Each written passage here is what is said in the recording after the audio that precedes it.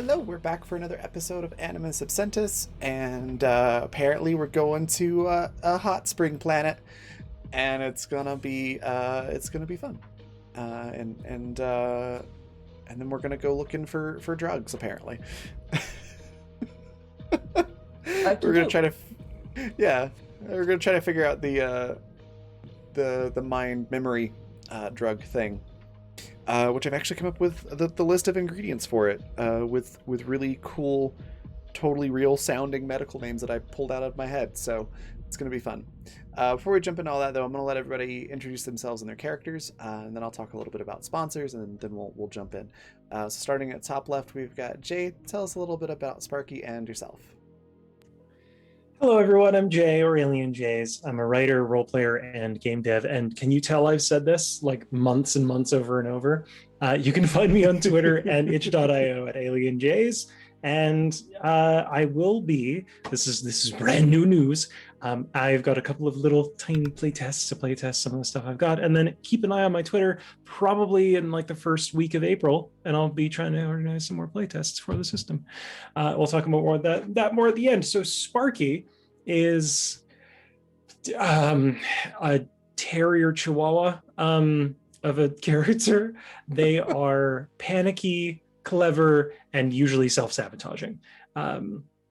We have seen them grow quite a lot over the series, but by God, they're still prone to just losing their shit at the drop of a hat. Anyone's hat, doesn't matter whose hat. There may not even need to be a hat involved.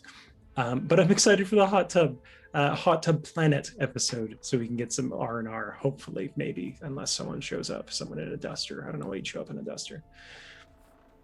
Did you have to bring him up? He's just there on a vacation. He's just like, fuck off, guys. Yeah. All right. Next, we've got V. Tell us a little bit about Annie and yourself.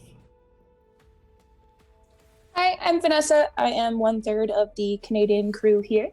I'm also an artist. I work primarily in watercolor and pencil sketch, but also a lot of digital art as well. And if you'd like to take a look at any of my stuff, you can certainly do so. My art Twitter handle is there under my little card there. It's at Peppero Draws, and that's Peppero like the candy. And I've just recently uploaded a couple new pieces. One of them is a little demon boy character that I've been working on, thanks to a little brain gremlin suggestion that just won't go away until I've drawn it. So I'm really proud of that one. So if you like to see that, certainly check it out. And I play Annie, and she is, I always joke that she's kind of like Space Anonymous.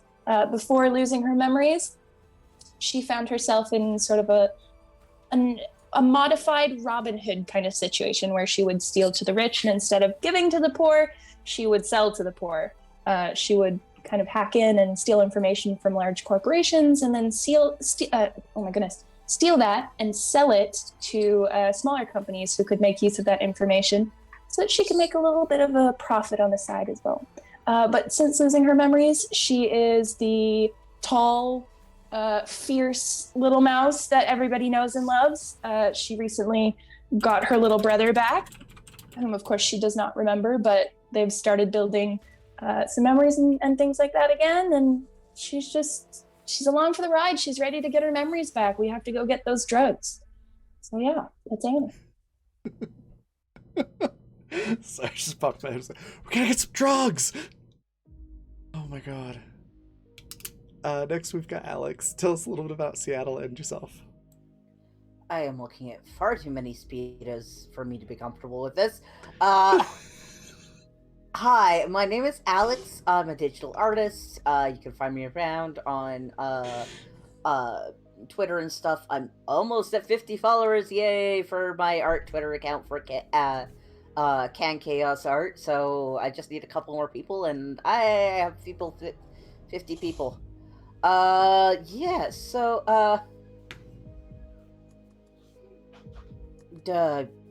hi, I play Seattle. Dad. Yeah, Seattle's definitely looking for some R&R time. Was really surprised at how smoothly the last went and was surprised that the captain was okay with him just ramming the ship into the bank. So, yeah, he's in pretty good moods. Awesome. And to clarify, we're all looking at beach outfits for the episode, and that's why Speedos came up. Next, we've got Lisa. Tell us a little bit about Captain and yourself. So I play Captain. Captain is, well, she's Captain, but she's also sort of mom. She is an android, but she is a Black Ops murder android. Though looking at her, you wouldn't expect it. She is like 5'2" and very petite and very delicate features. She looks like a ball joint doll. But yeah, she is trying to keep everyone together. She doesn't want to be human, but she is trying her best to understand these damn humans that she has been left in charge of. So, Yeah. and she continues to experiment with comedy and humor. And she hates dairy products. Yes, cows are confusing. Humans' relation to dairy products is very confusing for her. What was the joke that you said last time where everybody was just like, holy crap, Captain, did you just say a joke? Was it about like jokingly putting someone in an airlock or something? I don't know. I don't can't remember. remember. I just remember laughing my butt off about it. It was really good. Yeah. Alright. Well, that just leaves me. I am Raven. I'm the creative director for the Raven Evermore, which is my brand for all the various things that I do. You can find my link tree in chat, which is just linktr.ee/theraven, like it says right below my face here. Yeah, I play everything in the galaxy that isn't the players, including 3 NPCs on the ship, Daisy, Seth, and Liam, who all get into various types of trouble at one point or another. Everything okay, Jay? I'm just hearing music and I'm like, I don't know where it's coming from. We're good. Okay. They're fun NPCs. Liam is Annie's brother. Seth is someone that tried to kidnap the doctor and then got adopted. And Daisy's the one who wiped everyone's memories back in season 1, and since then became part of the crew. Also is Seattle's daughter. So last time we had the bank heist, it went pretty much to plan. There was a curveball with the other crew that came in and tried to like forcefully rob the bank, but you handled that pretty darn well. Walked out with a big bag of money, and ended up with dirt on some corporate executives. These looks are concerning. Why is everyone looking confused? I sent something in the chat, and I think. Okay, I'll look at it. Yeah, but those are a thing that exists, Jay. Like,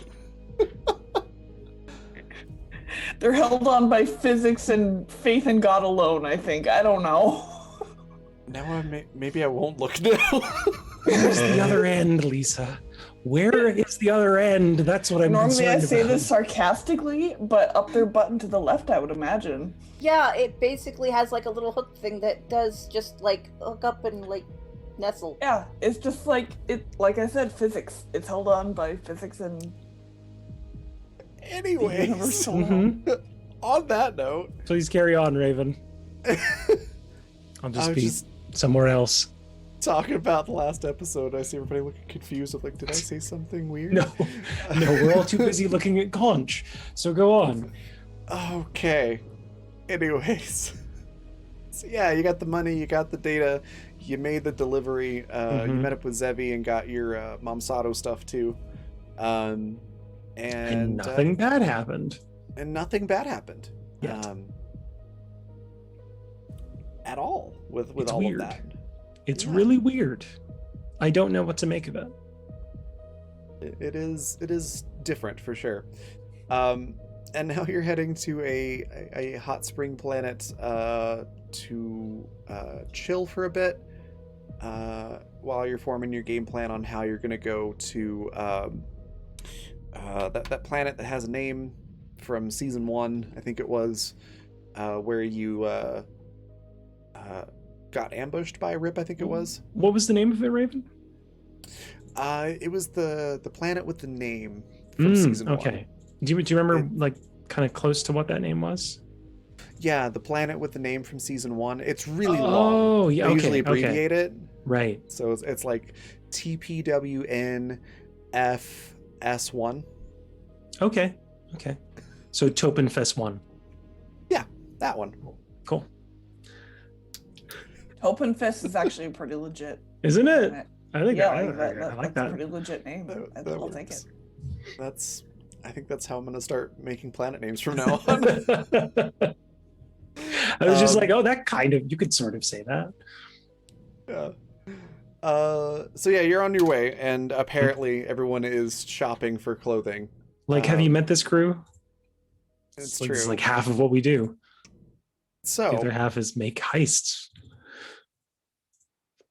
it's like 50% look for clothes, 50% do heists, 50% be awkward.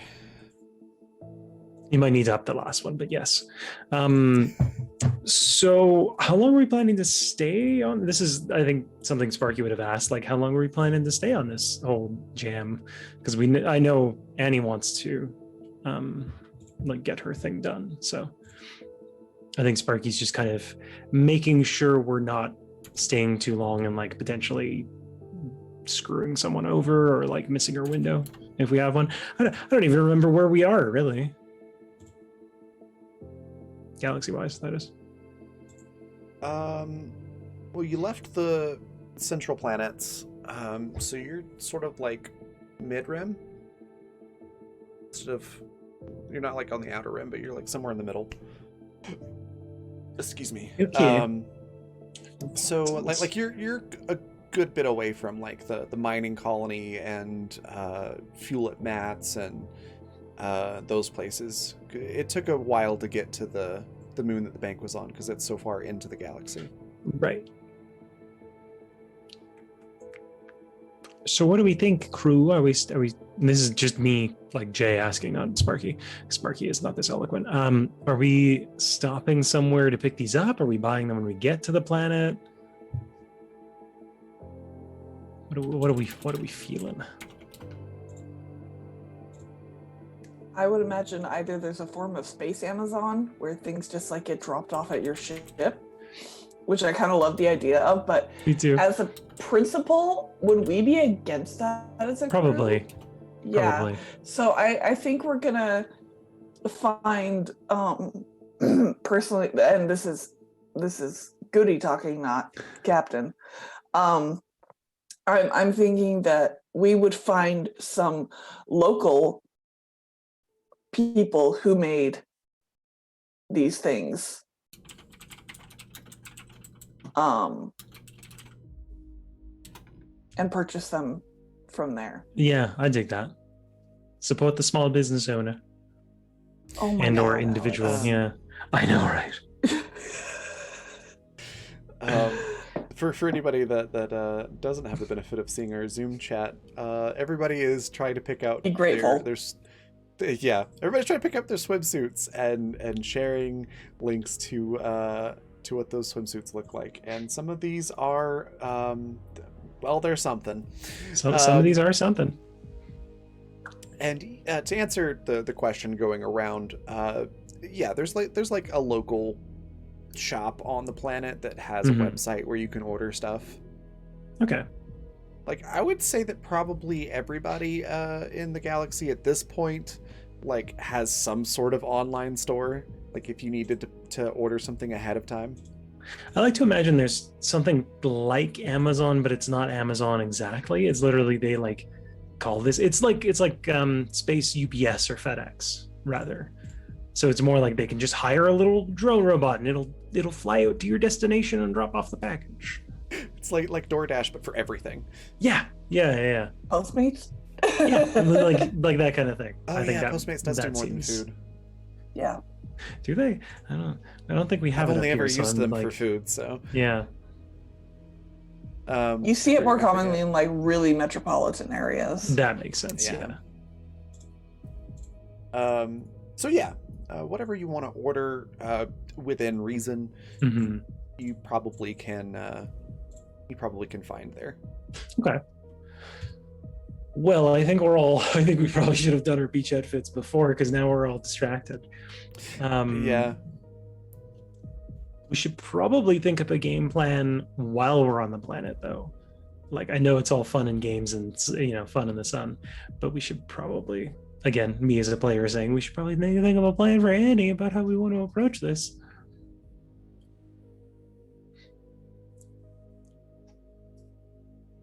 Okay.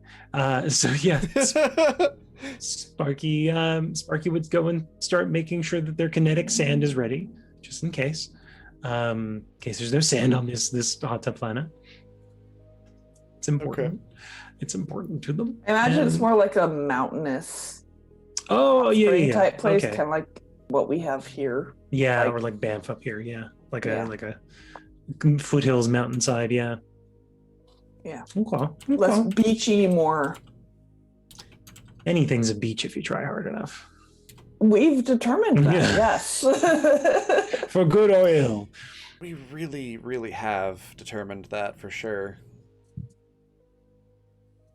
Okay. So, It doesn't sound like there's any stops on the way. yeah. You're able to get to the planet that has the hot springs, and as we mentioned before, last Seattle week, avoids this is... eating cheese for the 2 days beforehand. I didn't need to know that. Nope. Did not. But need now to we know do. Now that information is there. that. Mm-hmm. Anyways, so obviously not the entire planet is like this, but the majority of the section that you're going to is like Yellowstone National Park. So it's a lot of forest, and there are natural hot springs and some geysers. There are no bison, so you don't have to worry about being trampled to death by those things. They are. I've seen them up close when they get a little scared, and it is terrifying. They're big. They're But big why would they be around a mountain resort? because You'd they're be around surprised. Yellowstone. Are they? Mhm. Yeah, I They're went to everywhere in Yellowstone as a- Yellowstone. Oh, weird. Yeah, I went there as a kid, and there was like a herd just happened to be crossing the road, so we all had to stop the cars and just not spook them. And they're Interesting. like larger than the car. Oh yeah. Yeah. Like I know about them. I've just never. I did And- not think they would be around. Yeah, Most of the time they're chill, but if they get antsy, oh boy. Yeah. it's terrifying.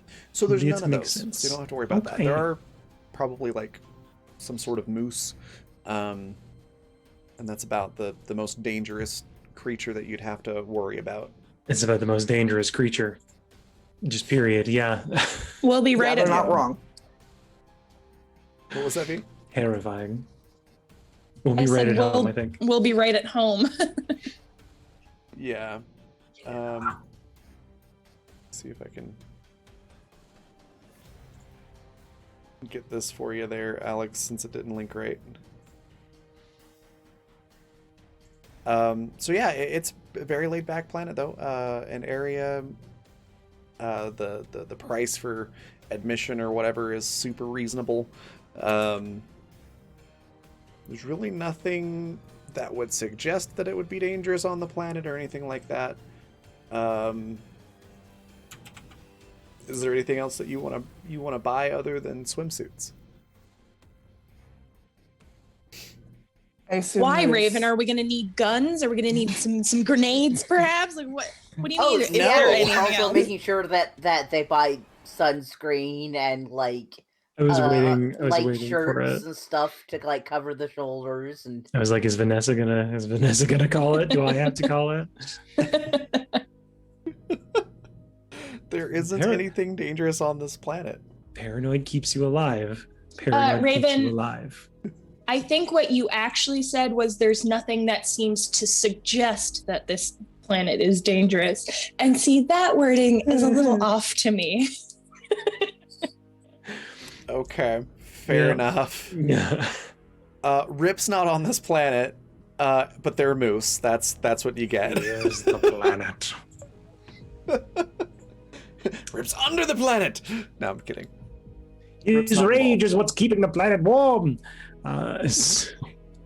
Anyway, no, I don't think Sparky is buying anything. I think they're genuinely excited to have a chance to like fully relax Okay. for once, and hopefully nothing goes horribly wrong. Yeah. I'm That's not a pretty dig sure at you. nothing- That's just like Sparky's modus operandi. No, I know. I'm pretty sure nothing's gonna go bad on this planet unless you do something, which I is mean, entirely you- possible. It is us. Yeah. You know Um, what? Last Star Wars session we had, we managed to get out of there without dying to the Sith Lord. So I think we can manage to have a beach episode without anything going wrong. Yeah. But like the whole crew is Jai. On this You're one. not Yeah. wrong. You are not Not wrong. I would like So- to believe that Annie purchases one of those outrageously large sun hats. Hell yes. Only for the They're aesthetic. like a fucking Seattle's This is also- looking at sun hats too. I'm in the process of looking up Seattle's sun hat that he's buying. I literally have a sun hat from another outfit I'm gonna use. Hold Nice. on, let's We're see all if very I can concerned Ooh. about our skin, even though Captain Skin is synthetic and can't burn. But I It's typed for in the look. outrageously large for the sun look. hat, and I was not disappointed. It's my favorite one. It's so big. You could fit like 7 people under it. Okay. Well then, unless there's anything else that you want to do in transit, you land on the planet. You're greeted by a very nice, sort of like tour guide, type person, and they hand you like brochures that show you all the different like hiking trails that there are, where the hot springs are, like what trails are currently closed for maintenance or things like that, where the lodges are, all that stuff. It's all in there. And they ask if there's anything that you need.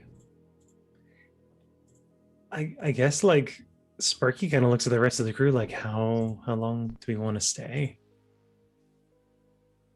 Because like we've got, and they'll whisper this bit, but like I think we're like okay on money, so like we could probably stay for a while. if you would like to stay as means of recuperation, you are welcome to.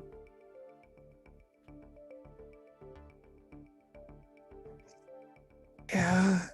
And Sparky clearly looks like they're confused but excited about getting to stay for more than like a day somewhere.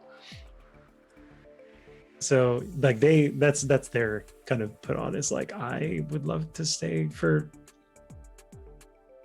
like a few days, maybe like a week at most. And they'll look at everyone else, see what their thoughts are.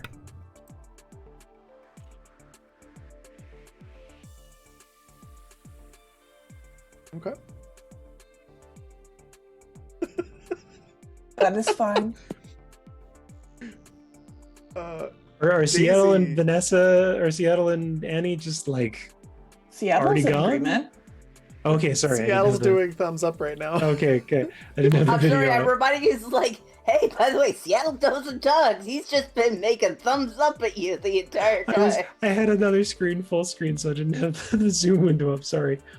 You're good. Daisy, Liam, and Seth are various levels of excited, but all pretty excited, and they're running around and looking out like windows where windows are on the ship, and getting like vacation bags put together and things like that. I linked it into the Zoom chat, like what Daisy's outfit is. She's basically wearing like this green like bikini with a bunch of daisies all over it. It's really cute. Can I just add my own slight modification that I think would look really cute with that? Sure. As a cover up, she wears a black leather jacket. Yes, but it's a jean jacket. Deal. Yeah, that I could totally see Daisy doing that. And then Liam and Seth are wearing pretty boring, standard swim trunks, with like tank tops. Because Seth is super basic. Less. Yeah.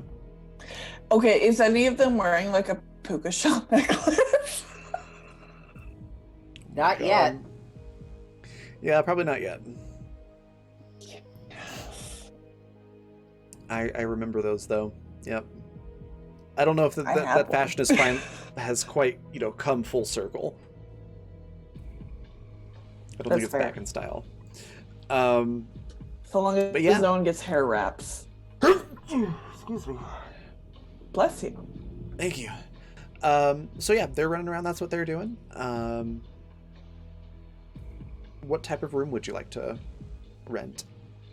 Do you want like a cabin or like a big suite at like a hotel type building? The place is big, and narratively, there's no consequence for having one room over the other. So whatever you want, just describe what you want to get. We should do like what they do like in Mexico and stuff. You can rent like a villa out, where it gives you a bit of like a private yard and stuff, and like a number of bedrooms attached to like a living room and kitchen area. So like a nice big cabin. Yeah, we'll say that they charge like for the whole week. It's like 15,000 for that. Deal. Can we bring the rooster? Because we shouldn't leave it on the ship. Well, we do for everything else. No, so yeah, but for a whole week? Seattle's got it all set up, so it's automatically fed on time. It's being kept in the room with the grass and stuff. The cheese cooler is going to be going through a long, deep system defrag. Mm-hmm. That's like, what it's doing. Everything's set up, so everything's going to be taken care of while he's away. Mm-hmm. Well, now the captain is confused, though. I thought the rooster was there for your emotional support. Do you not require emotional support off the ship? Seattle signs like, oh, I plan to get plenty of cock while off the ship.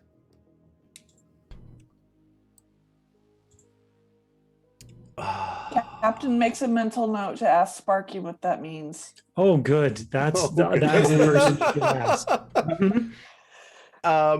I was going to say, the tour guide does let you know that pets are not allowed, but if you have emotional support animals, they are welcome. Or any other type of service animal, for that matter. In that case, Seattle's bringing it. Okay, cool. Oh, no. Must we all stay in the same cabin as Seattle's giant rooster? I imagine we're all going to have separate rooms. It's just a big house. You're going to have like separate buildings, really. Like they're nice. They're little small. Oh, so it's just like a little grouping of like cabins. Yeah, they're like little log cabins, basically. Right. But like beachy log cabins. Mm-hmm. And I don't mean like beach trees, but like the ocean beach. Sorry. You good? Thank you. They give you. We were all wondering. Yeah, I knew everybody was just in suspense. Oh, I figured you meant like on a beach, but no, we have those up here. So the little cabanas, I think, is the word we're looking for. That's the word I was looking for. Yeah, like a cross between a cabana and a log cabin. And yeah, there are some lakes, so I guess there might be actual beaches. So yeah, they give you a sort of like a super fancy sci-fi golf cart that you all can take, and it's big enough to fit everybody and all the luggage that you want to bring on. It's like pretty big. And the tour guide gives you the keys to the villa and the little golf cart thing and the map, and kind of just sends you on your way. How are you handling the ship? If you're going to be off of it for a week, is there anything that you do to like make sure like the power's not running, or Is like the the doors doctor are locked coming or with whatever. us? Yeah, doctor's coming as well.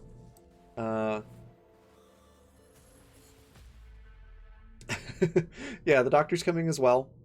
Probably like just absolutely covered in sunscreen, like way too much sunscreen. Because the doctor strikes me as the type that would be overly worried about sun exposure. And definitely not like let's go swimming wear, but more like I'm gonna go sit beside the pool and read a book for the entire week kind of apparel. Good for them. Yeah, They deserve time off too. they do. They're probably not gonna If they take know it. how to do that. Yeah. Yeah, like they're probably gonna be working on stuff like just on a Like, tablet. they strike me as someone who doesn't know how to take time off. It's a change of pace. Let's put it that way. Okay, it's Yeah, a change those of people scenery. that Mhm. don't know how to take time off. Yeah, those people. Totally not me. Raven shush. Anyways, yeah, you make it to the villa. It's gorgeous. It's very nice. There's a kitchen set up that's pretty fancy. What do you do from here?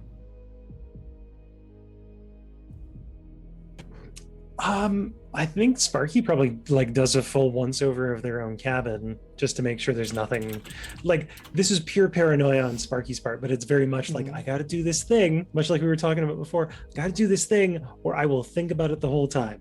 I got to like look under the bed, open all the closets, move all the furniture out, check everything, and then once that's satisfied, they're gonna just lie down on the bed, and you've been traveling for like 3 days, and you finally get where you're going, and you just like lay on the bed for a while. That's Yeah. what they're gonna do. Okay.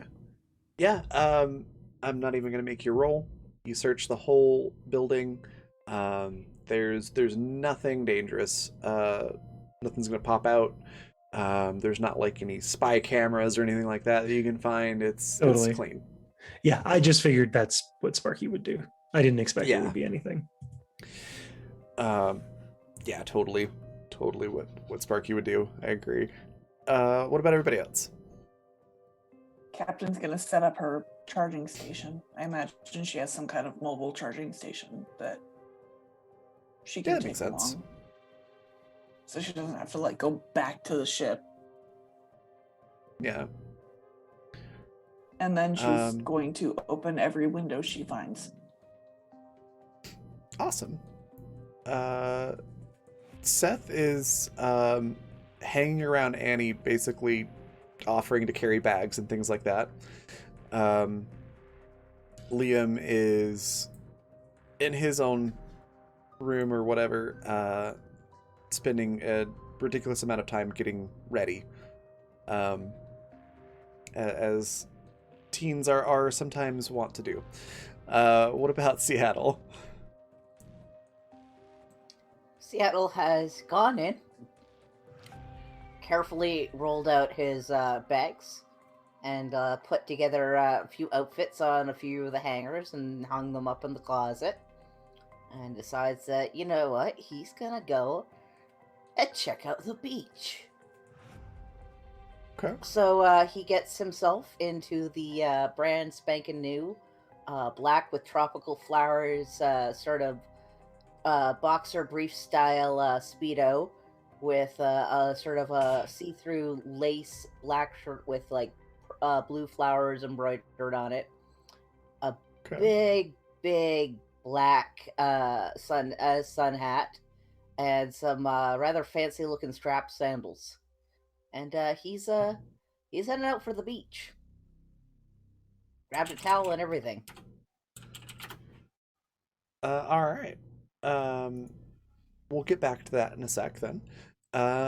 Annie, what's Annie doing?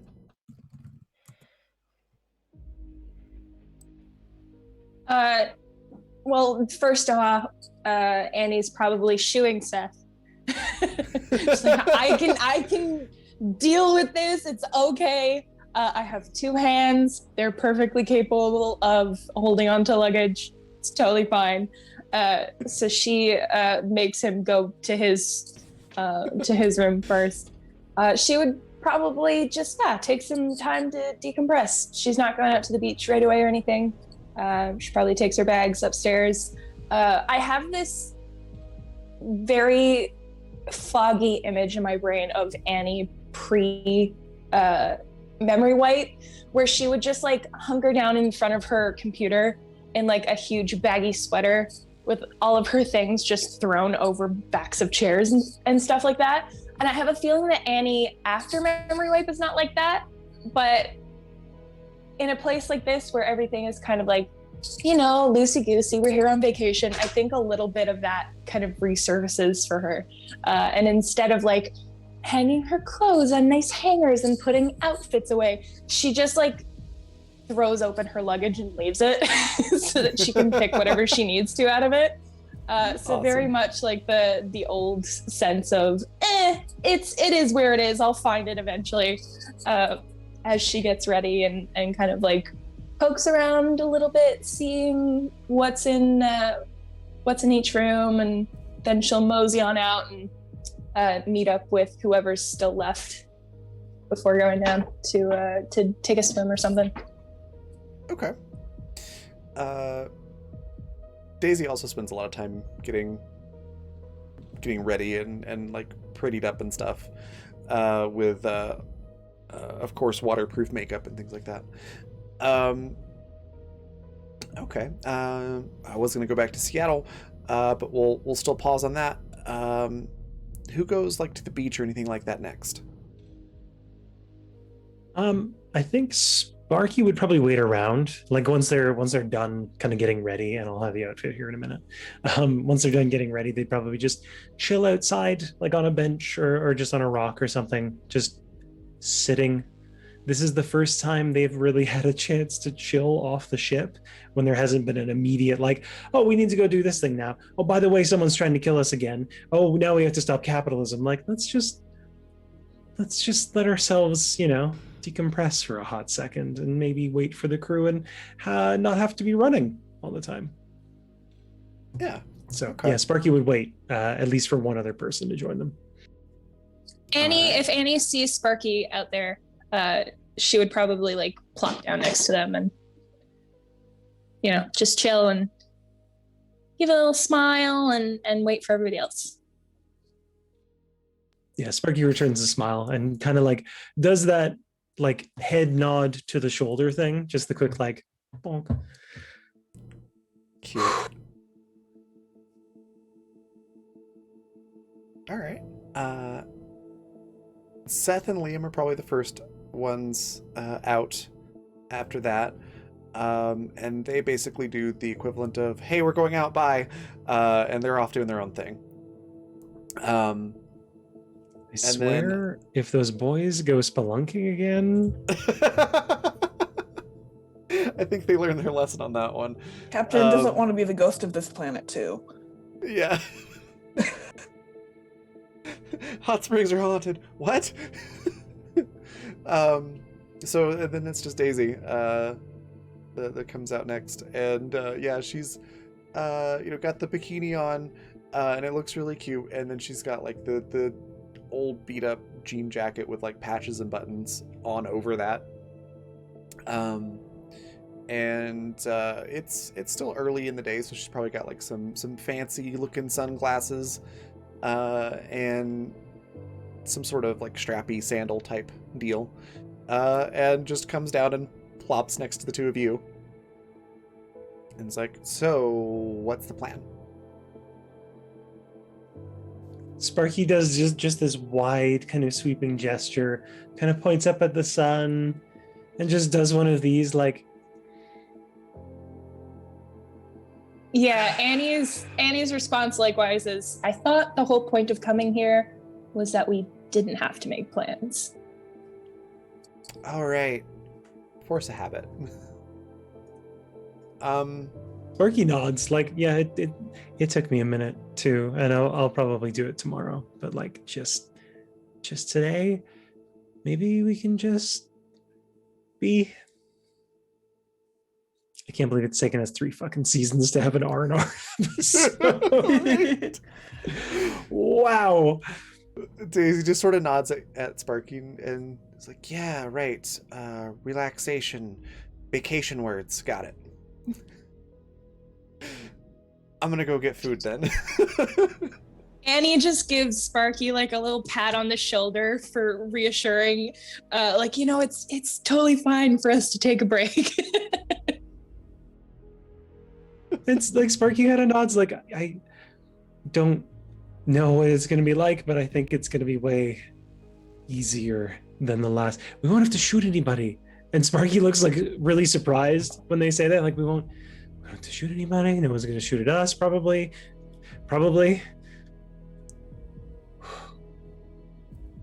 Where's Cap? Captain probably comes out pretty soon thereafter, wearing a very cute black and white old-fashioned swimsuit with a linen cover-up that covers her arms, and an empty basket and a sun hat, That's adorable. and says, I don't think that the wildflowers are going to be as much of an offering here, but I find that humans often collect seashells in places like these. Sparky looks like Sparky basically has the look of like, holy shit, mom's having a good day too. Like, it really is just like, we're people. We're just people. If ever there was a time Sparky wanted their memories back, and it is long gone. Yeah, go collect seashells when you're a murderous mercenary. Meanwhile, Annie's sitting here with a pistol in the back of her suit. No, I'm Yeah, kidding. exactly. And he's like, yeah, well, these aren't real, like, these aren't my legs. They're cover-up leggings, and I've got like 50 knives. I'm kidding. These are my She's real fine. legs. I honestly would not have been surprised if Annie had a gun or a knife or I something. know, right? I know, right? Yeah, but no, Captain wants to collect seashells. Oh, that's so precious. Okay. Yeah. So yeah, I think now that Captain's with them, because pretty much everyone else is gone, right? The boys are gone. Seattle's down. I think that's it. Yeah. Oh, Daisy doctor. just left. The doctor has gone to Is their. already like, yeah. They've gone to their room. They've put the "Do Not Disturb" sign on the door, and nobody has seen them since. Okay, fair Good enough. for them, living their best life. They deserve it. Yeah. They deserve to be sequestered somewhere off the ship. Yeah. It's a change of scenery. Yeah. And Daisy ran off towards. There's like a little section with like food carts. Right. Things like that. It's like a collection of food trucks, except they aren't trucks. They just stay there. Okay. I dig that. Captain is trailers, going if you to will. ask that people are wearing sunscreen because she knows that your dermal coverings are damaged by UV rays. That's adorable. Yeah. I think Sparky's probably already gone up and like done their whole biz, because I'm also very conscious about that. See, I glow in the dark if you couldn't tell.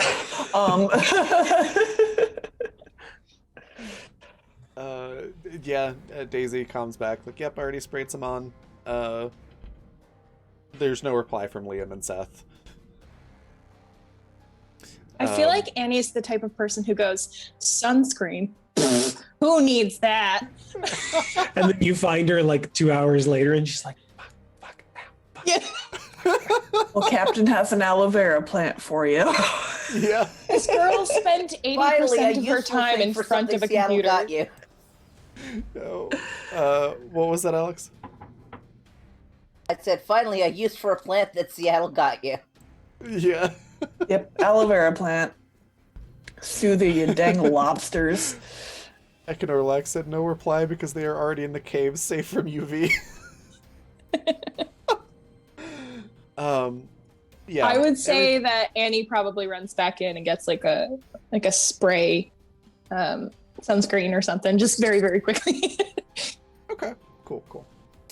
So yeah, Daisy's off getting food. Seth and Liam are off doing God knows what. And then the rest of you are kind of grouped together, except for Seattle, who's already at the lake by the beach. So let's hop over there real quick. So we've had a good description of Seattle's outfit, which I'm thinking Daisy would be grateful that she did not see her dad go out first, because she was too busy getting ready. So what's Seattle doing at the lake? There's some people there swimming. There's some folks like on the shore, which looks like it's been converted into like a beach. There's a lot of definitely like non-native sand there, and seashells, despite the fact that this is a freshwater lake. Hey, there's freshwater shellfish. That's true, there are. But these are like, they're imported shells for ambiance and for people to take. Seattle finds a nice spot because he expects everybody else to be joining him. Probably like find some place with like free beach umbrellas or something. Yeah. Gets set up. Also, possibly near people that the sort of people who are of the age that he is attracted to. All right.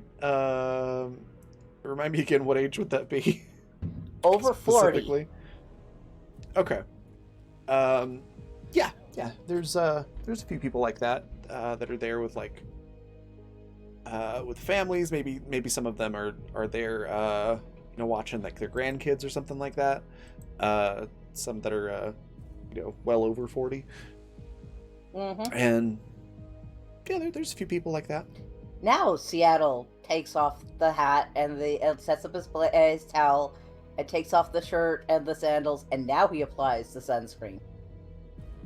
Oh my god. Give me a charm roll.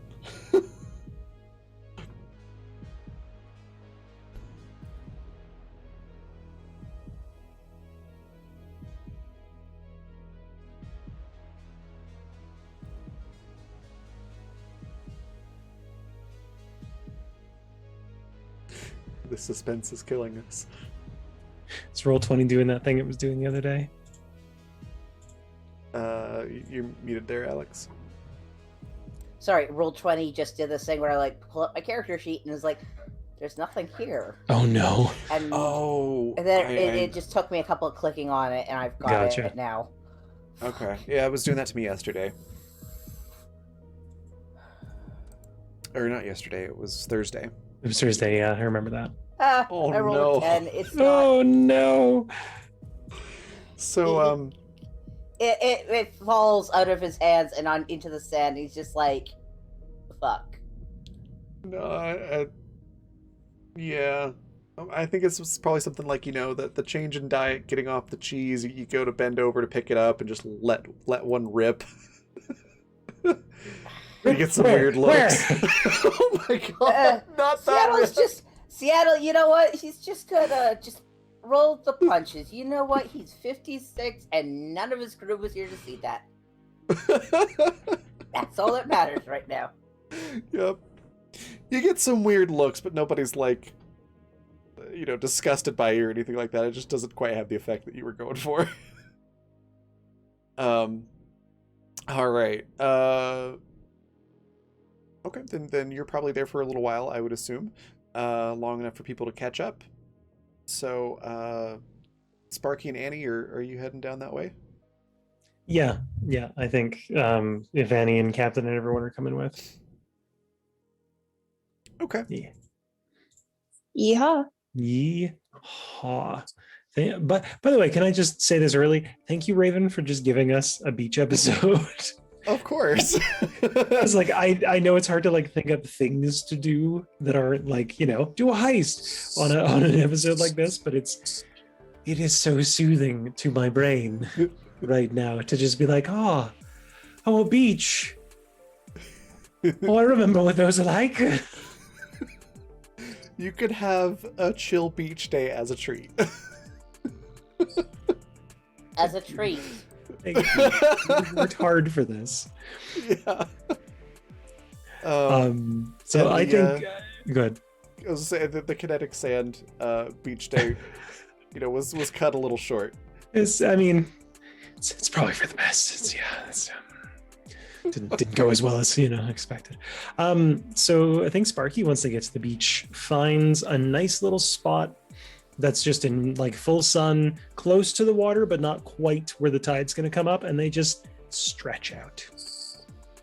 They just like an hour in the sun, because I miss that, and I desperately want to lay in the sun for an hour. So that's what Sparky would be doing. Okay. Very cool. Yeah, they're able to do so, laying out in the sun. Very relaxing. Nobody comes and talks to you unless you want them to. Basically. No talk. No talking. No talk. What about Annie?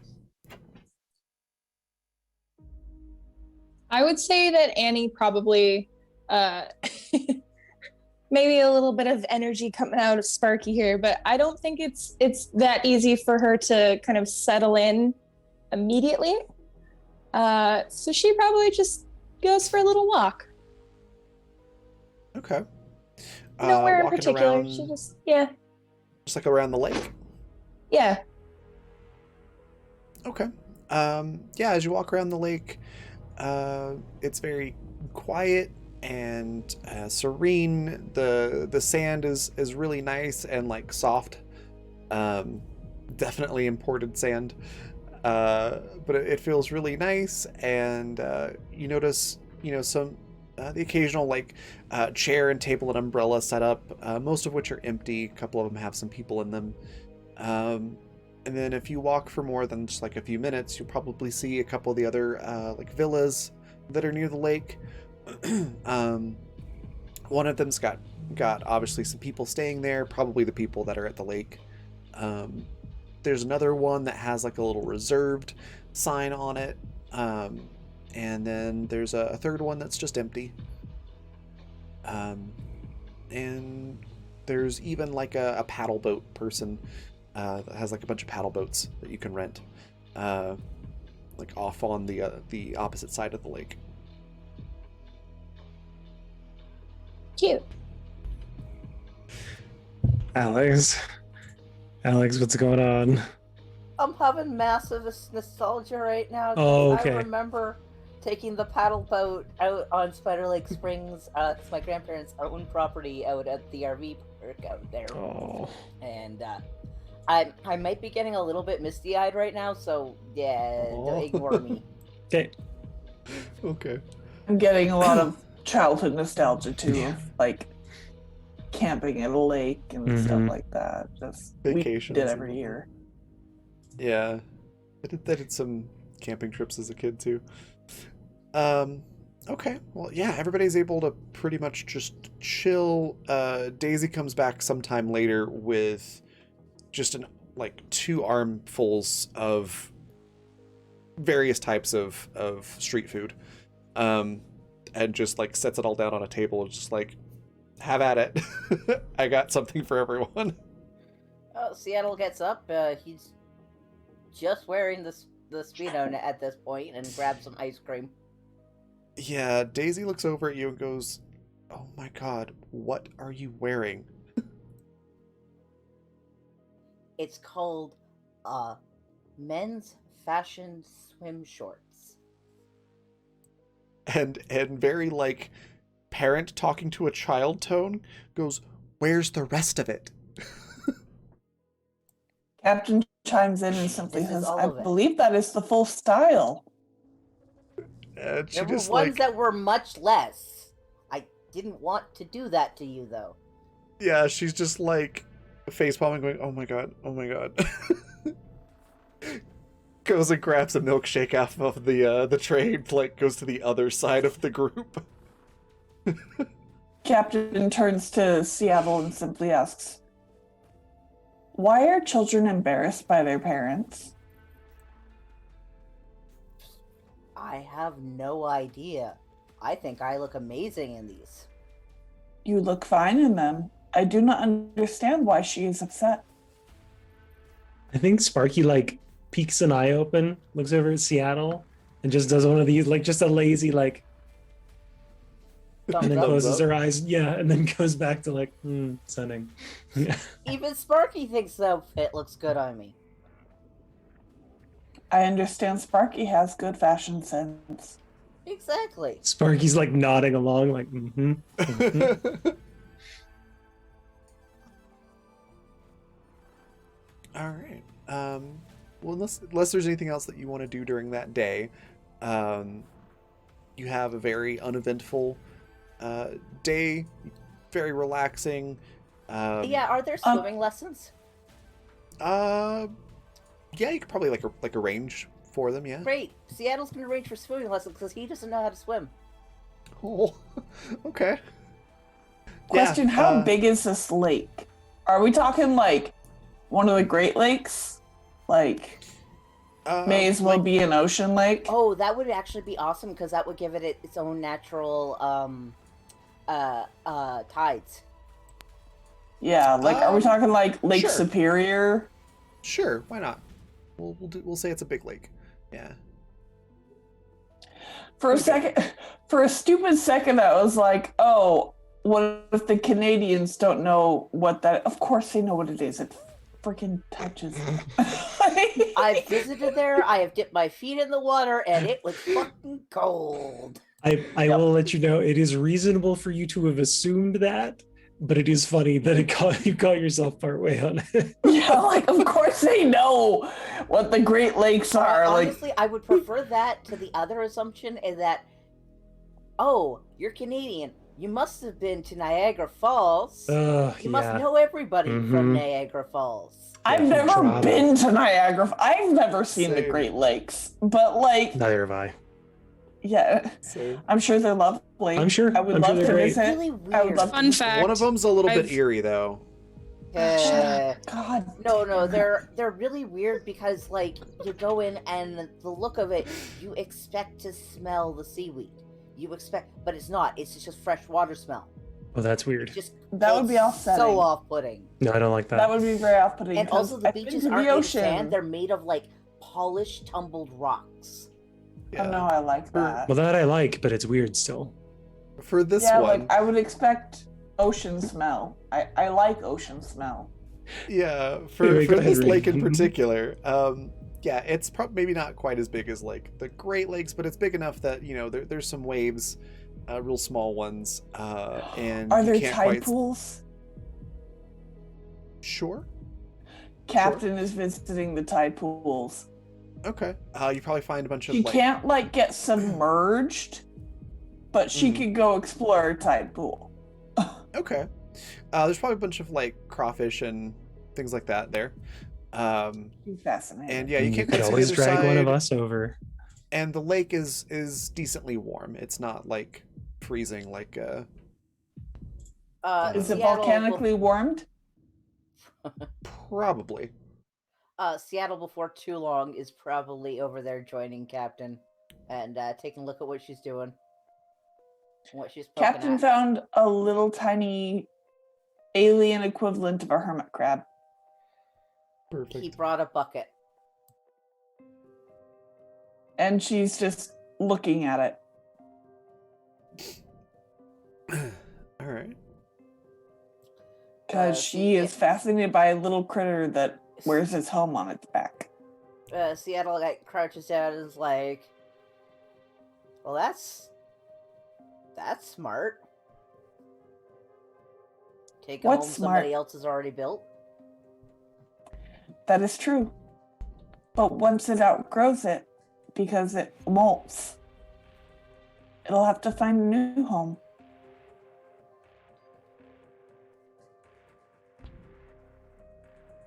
Well, it's a good thing we all aren't like this then. I'm sorry, what? I couldn't hear you. Well, it's a good thing we aren't all like this then. In a way, many people are. They outgrow their environment.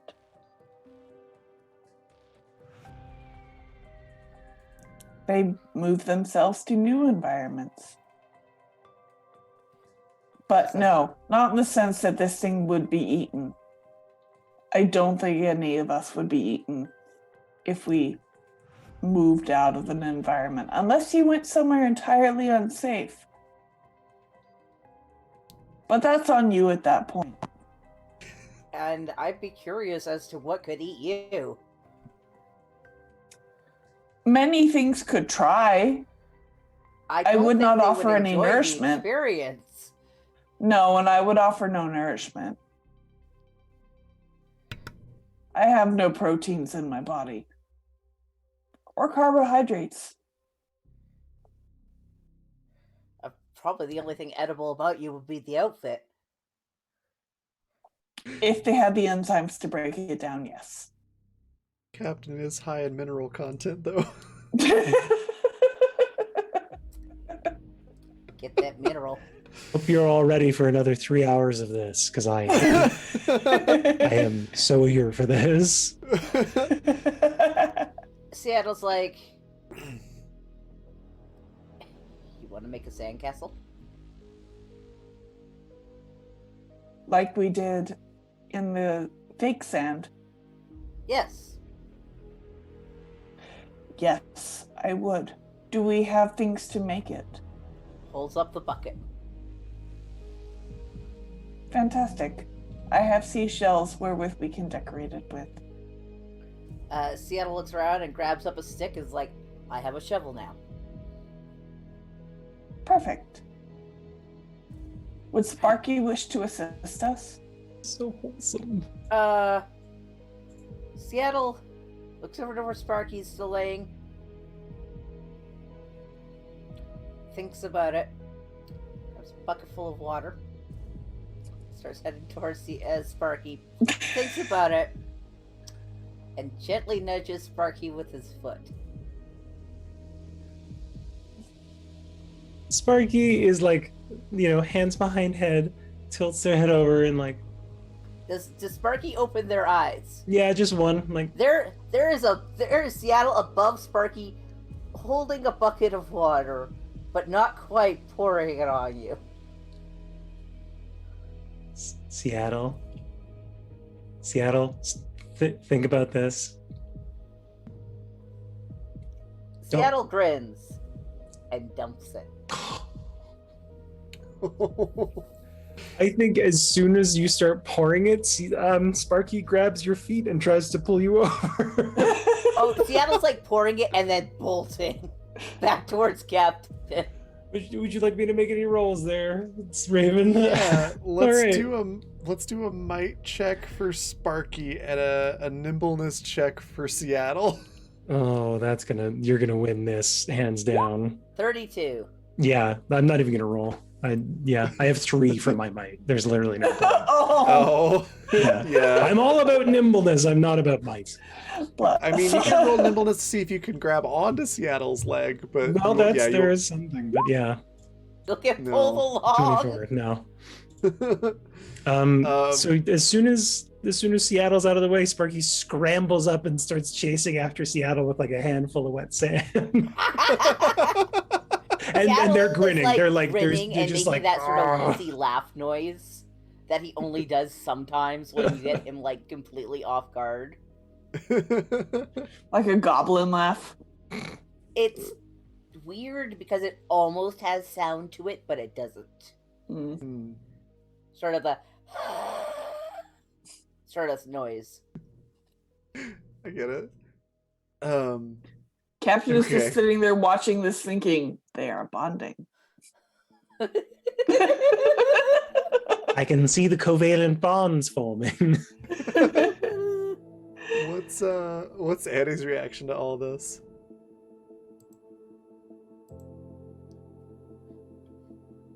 The question, I guess, is Annie back from her walk? Oh, right. We were on a walk. Did you go back, or you still kind of walking? I mean, I don't think she would have gone too far. She wouldn't have wanted to break off from people from too long.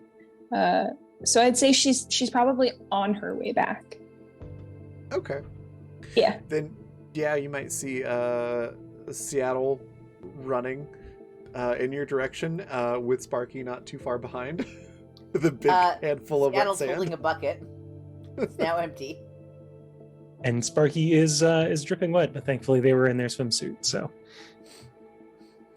Annie would probably just close her eyes, shake her head, and keep walking back towards the main section. Captain would shout out to Annie, "We are going to build a sandcastle. Would you like to assist?"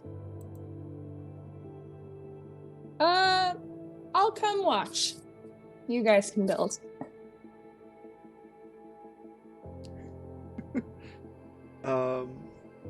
It's probably been like a couple hours at this point. Anybody who's looking might notice one of the hiking trails that like empties out at the lake. Liam and Seth come sort of stumbling out of that, just covered in like pine needles and dirt and stuff. Clearly they've just been like off trail hiking. They've had fun. Did they find a bear? No. They've got some like scratches and scrapes and stuff on their arms from like tree branches and things though. And yeah, they both look happy as a clam. And Daisy has found some girl around her own age that she's now sitting next to, and they're sharing food. Yeah, I bet they are. So yeah, that's what's going on. Daisy probably hears the sandcastle comment and just sort of like does a thumbs up like, have fun. Turns back to who she's talking to. Would So you what and kind your friend like to assist? You can tell Daisy's doing the like, oh my god, my parents talking to me while I'm talking to a girl. Mom, shut up!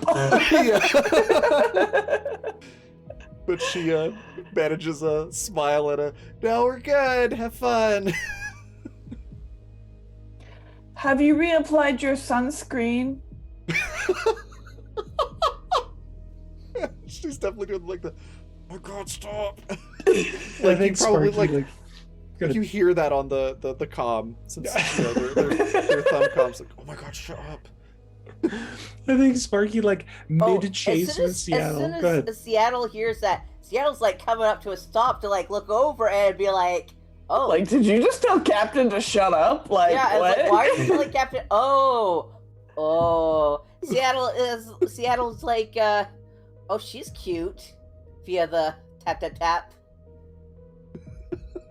There's just a click. Oh, this poor kid. This poor kid. Captain's just like, no one's ever told me to shut up before. It's true. It's true. No one had the guts.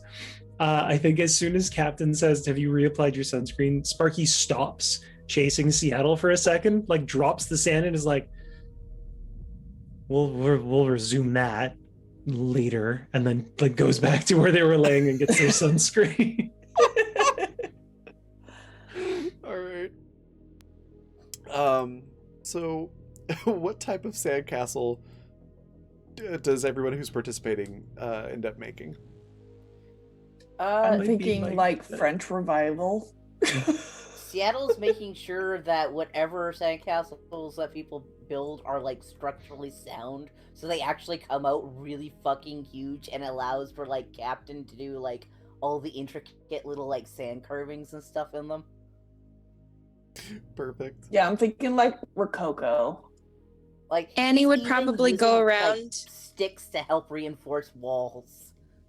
Annie would probably go around and get like little shells and little branches, like stick them in the tops of the little points of the sandcastle as like little flags and stuff.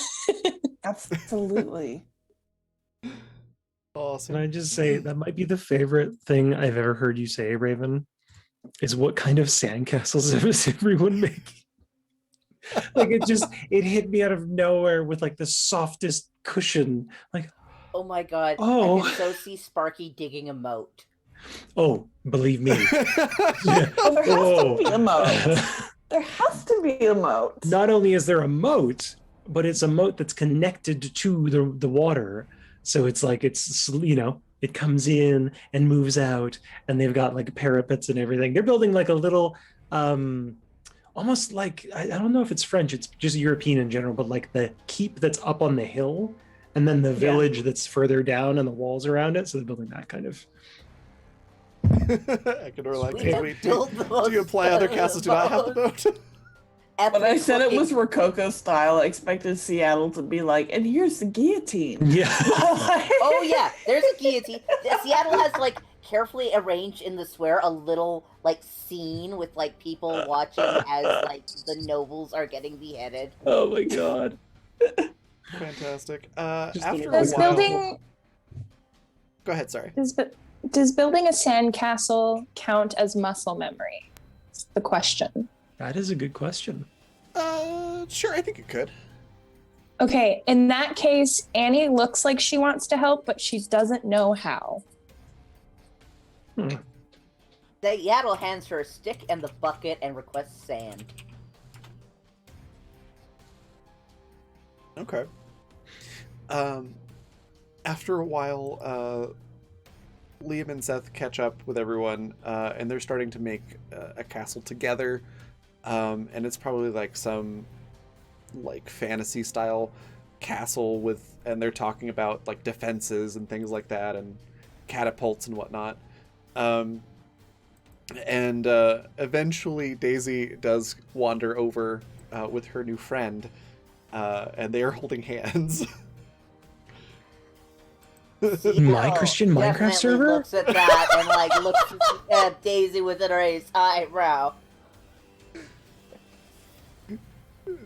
Daisy's just looking like, but I better say a fucking thing. It's like, that's a look on her face. And then he signs, is like, so, are you going to introduce us to your new friend?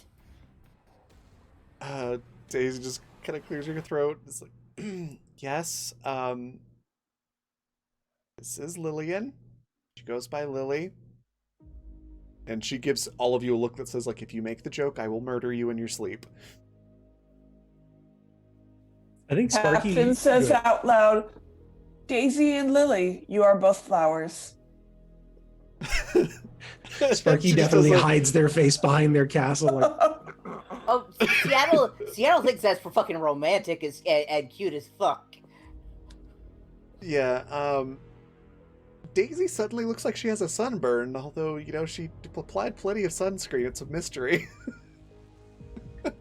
we'll never know. But Lily seems very, very nice, and does the polite thing of like, oh, yeah, ha ha ha, you know, this, I've never heard that one before.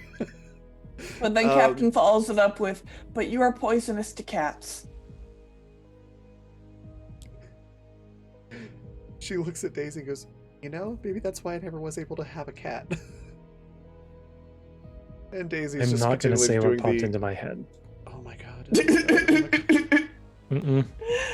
Jay, yes. I my think God. I figured out what just popped into your I head. figured took it me a out, but second. yeah, No. Jay. Yeah, No. Jay. No, Yeah. no. I'm gonna let Alex handle that one. I think Sparky just looks at Daisy and does one of these like really overblown, and then goes back to their castle. Daisy does one of those, like, kind of looks at Lily and is like, you know what? You don't want to make sand castles. This is boring. But Lily's like, no, that sounds like fun. And Daisy's just like, oh my god. But they sit down. They're And they really my introduces himself family. At this point, and like, hi, I'm Seattle. I'm Daisy's dad. And Yeah. it's like, you want to use the bucket? And offers it to her. Perfect. Yeah, she takes it and is like, hi. She shakes your hand, yeah, takes the bucket, and the two of them go make their own little sandcastle. And eventually, Daisy stops blushing. Eventually. Seattle may act out the guillotining scene with Sparky's help, and like have the little people move around and like Yeah. the head get chopped off. No, please don't kill me. I've been so good. I've been holding all the wealth. One of them is specifically Robespierre. I'm just imagining you like grabbing one of the hot dogs off of the tray Yeah, and having like a ketchup packet handy. Oh yeah, Ready to go. it's like the food gets involved somehow. Oh my god. I I think, yeah, well, after that's Captain gone on. has blades if you need them. These blades were made for one thing and one thing only. Killing the bourgeoisie. The captain can be the guillotine blade. She just puts Oh my one blade God. out and just thunk. I think during all this fracas, Sparky would try and help Annie build the sandcastle as well. Just basic stuff. Just like, oh yeah, like you can do this and you can stack them and sticks in this and connect them. Perfect. That was actually gonna be my next question. Is once Annie has sand, like what's Annie doing with all of this, the things that are happening? Given that it's slightly better with Sparky's help, her sandcastle still looks like absolute shit. Homie can hack into a system, but she can't put some sand together. It looks horrible. Not gonna look good on your CV. Mm-mm. We're gonna pretend this didn't happen. Yeah. Wipe it from the memory. Start again. So yeah, I think Sparky goes, you know what's great about it? Like a really shitty sandcastle, runs down to the lake, picks up a huge bucket of water, and then brings it back and hands it to Annie. You get to destroy it. Annie looks at you very seriously. No laughter in her face. Mm-hmm. And she goes, "Did you just call my sandcastle shitty?" And Sparky kind of like, they're still like bent over from handing the bucket over. So they look at you with a look of like, is this one of those you're mad things? She gives you no indication that she's joking. She no. looks like she's expecting an answer. So Sparky stands up and proceeds to deliver like a 10-minute speech about the benefits of your designs. And, mechanically it's very like just the full gamut of everything they can do to get out of this. Annie is sitting there with her bucket of water, listening to you. She allows you to go on for as long as you would like to explain how wonderful her sandcastle is. The entire time, her oh no. Oh no. Okay, let me finish my sentence really quick. Let me just finish my sentence really quick. Okay, so she allows you to go on and on and on, all about how her sandcastle is very beautiful and stuff. She's holding her bucket of water, and when she decides that you've had enough, she breaks out into a huge grin and just dumps the bucket of water all over her sandcastle.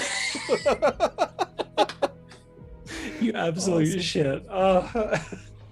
And with that, Sparrow has redeemed 20,000 good coins to swap Sparky and Annie for 5 minutes. So, starting now. Anarchy. So Sparky just kind of stands there, mouth a little open, as they look at the sandcastle and back to Annie, and they're like, oh, so you were joking. That was a joke, right? It was a joke? And I think Annie just picks up like a handful of wet sand, regards it carefully, looks back at Sparky, and then just kind of plops it on one of their feet. Like, was I? Annie, you sure are a joker. I've always loved that about you. You always know how to joke. That's a good one. And she like the look on her face is back to that placid, like, do I look like I'm fucking joking? Sparky has this expression, when you're like caught between should I be laughing or should I be crying at this very moment? That's the kind of look that Sparky's stuck in. And they just slowly like curl their toes and pull out from underneath the glob of sand. And they're like, you know what? That's Captain calling. I think they might need some help with sandcastles over there. Why don't you you build a nice new sandcastle and I'll come back and see it when it's done. How about that? Okay, Sparky. Sure. Yeah, I could do that. And she'll pick up the bucket and she'll start piling sand up. But it's this very like she looks like she's put out by it, and she's just kind of like half-assedly doing it until Sparky leaves, and then once Sparky leaves, she starts like actually trying to do it again. I would say before Sparky leaves, they're just like, well, you don't have to build one if you don't want to, but I think as soon as Sparky turns around, Annie looks up at them like, and it just kind of like comically, all the sand just kind of like.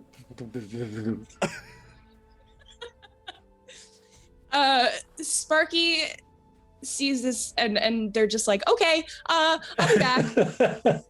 You have fun with that. Turns around, promptly books it back to Captain and Seattle, where they're still working on whatever they're working on. And Getting all yeah, the that fine detail work put in.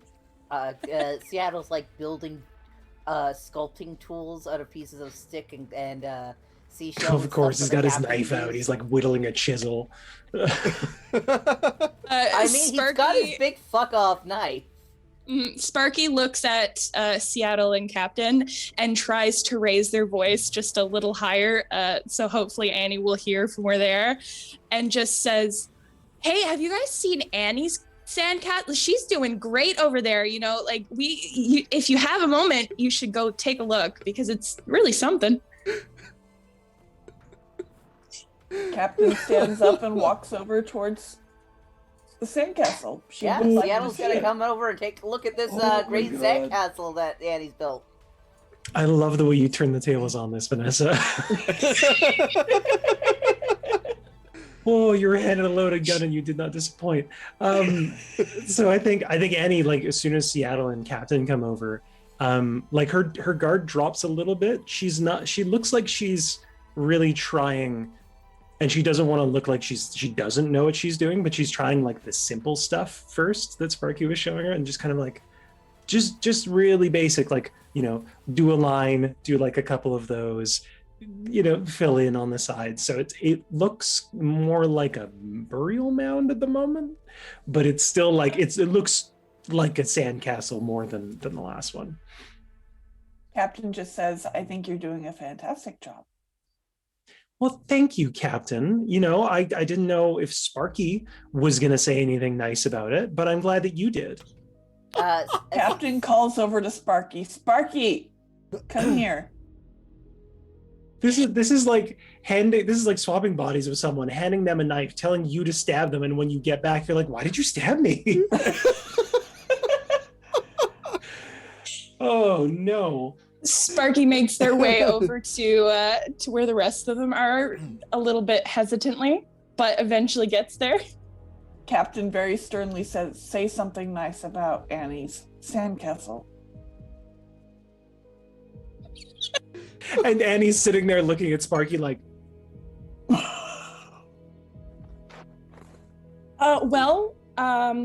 it has a very nice shape. I see exactly what you were going for there with your rows and your filled in sides. It's excellent. I think it's very well made, very sturdy looking. Thank you, Sparky. Mm-hmm. Annie was very worried about your opinion of it. that's time. Okay. Seattle actually like leans down and offers a couple of different like seashells and like some dried sand stars.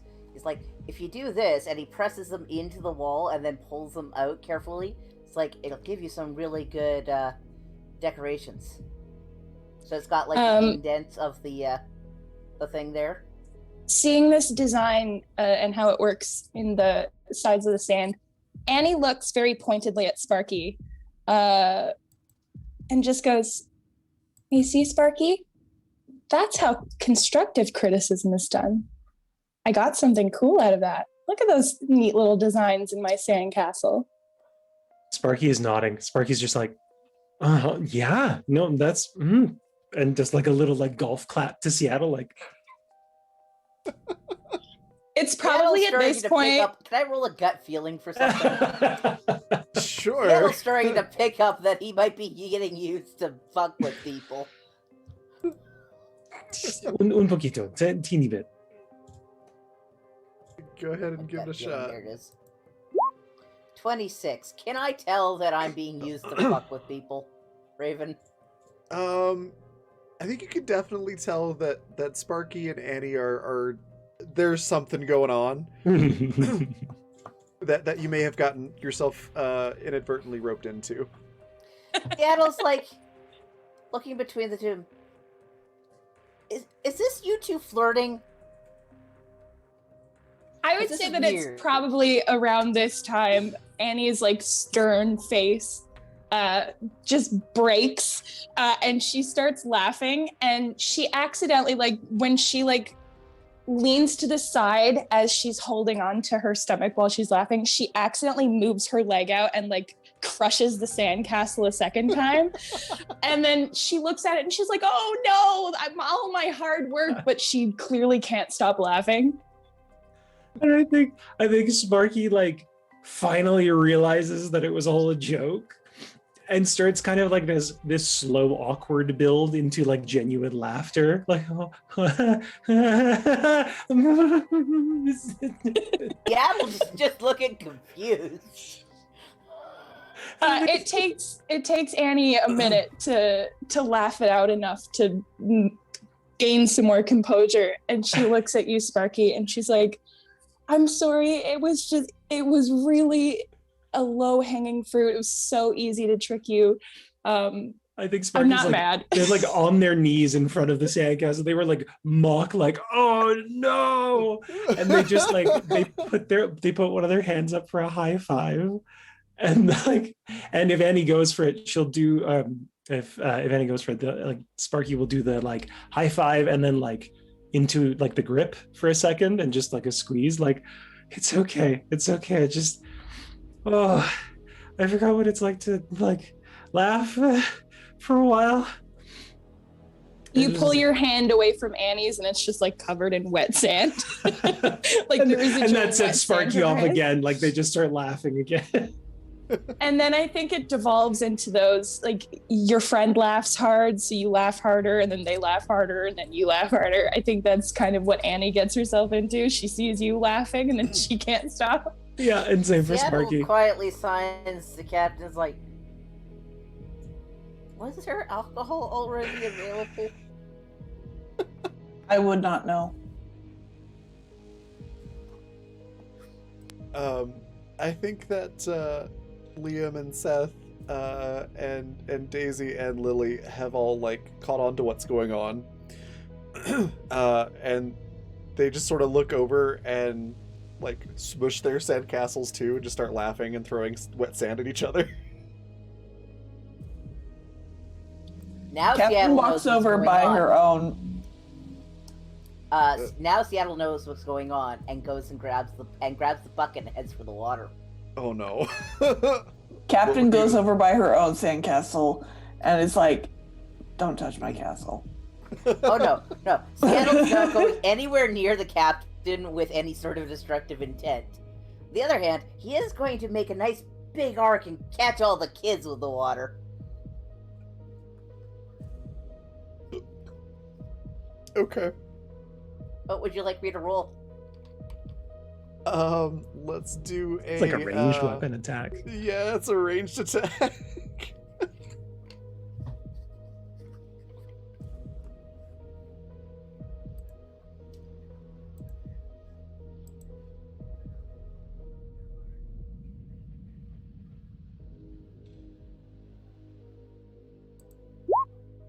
$18.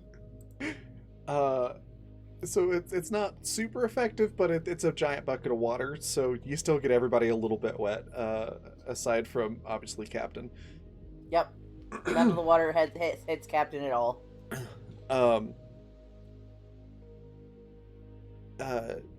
Daisy, followed shortly thereafter by Lily, just grabs like clumps of wet dirt and start throwing them at Seattle. Lily sort of has that like, is this are we fun and games throwing stuff, or are we angry throwing stuff? Kind of a moment, and then realize, okay, we're having fun, and joins in. And Seth and Liam start wrestling each other. I think Sparky would Of course would they do. probably ask Annie if she wants to just go like play in the water. because that just seems like the best thing right now. I actually Annie don't know if has Sparky would know no. to swim. Do you want to go drown in the water? Well, like in the shallows, like they wouldn't go all the way in, but I love that. No, Annie has no objections. Into the Cool. water is probably the best place to avoid being hit with large clumps of wet sand. that's so pretty much what they were thinking. Yeah, they're like, there's infinite ammo here if we need to fight back. Awesome. Oh my goodness. Seattle's gonna refill the bucket of water and march over to where Liam and Seth are just wrestling and getting sand everywhere all over and just dump it on them. Yeah, they start chasing you and start trying to wrestle with you. Oh yeah, he's having far too much fun at this point, and is basically just chasing kids with buckets of water. I can absolutely see Seattle doing that. it's a good thing he knows all these kids, else out of context that would be very weird. Well, yeah, they're all his kids. Yeah. Where are Daisy and Lily? Once Seth and Liam start chasing Seattle around, they give up on their wet sand assault and have just like rinsed their hands off and come back to like over near where Captain is, and they're just like sitting next to each other and talking and stuff. Are and they being all flirty. canoodling? There might be some canoodling, yeah. They seem to have really hit it off really well. Captain is like side-eye, like eavesdropping on the canoodling. Because humans are weird. They are. It's your normal like two teens that are flirting with each other, but still a little bit shy about it type conversation.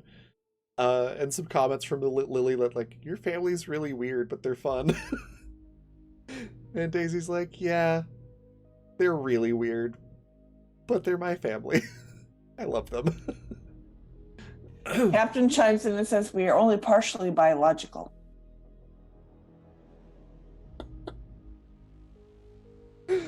Daisy just looks over at Captain like, yeah, I told her. She knows. It's okay.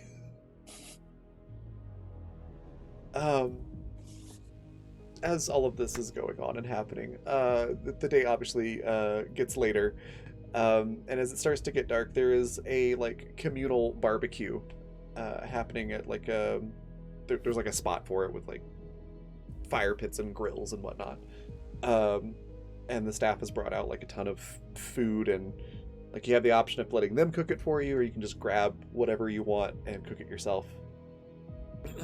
And so like everybody that was at the lake is there. So it's a little bit crowded, but not like massive. There's like at most 50 total people there, and not all of the people are at this event. So maybe 30 people that are here.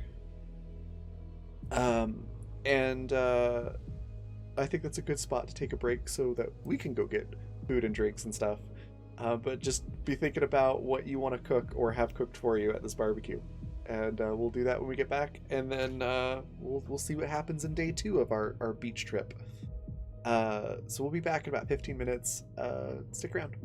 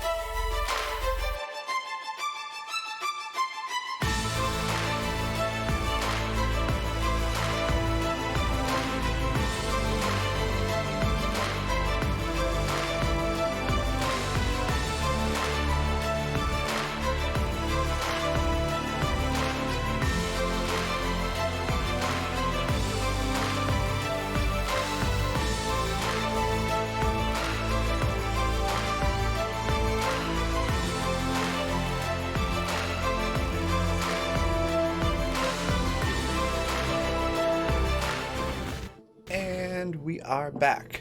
And I'm gonna do a thing. Because I'm trying to come up with something for a thing that's gonna happen. I need a good last name. So anybody in the cast or in the audience, feel free to throw a good last name into chat. Oh, And Hall? yeah. Oh, Hall? That could work. Wasn't expecting one so quickly. Okay. And then yeah, so we've got the evening meal, the barbecue that's happening, and everybody's sort of there hanging out. What foods does everybody choose for their meal?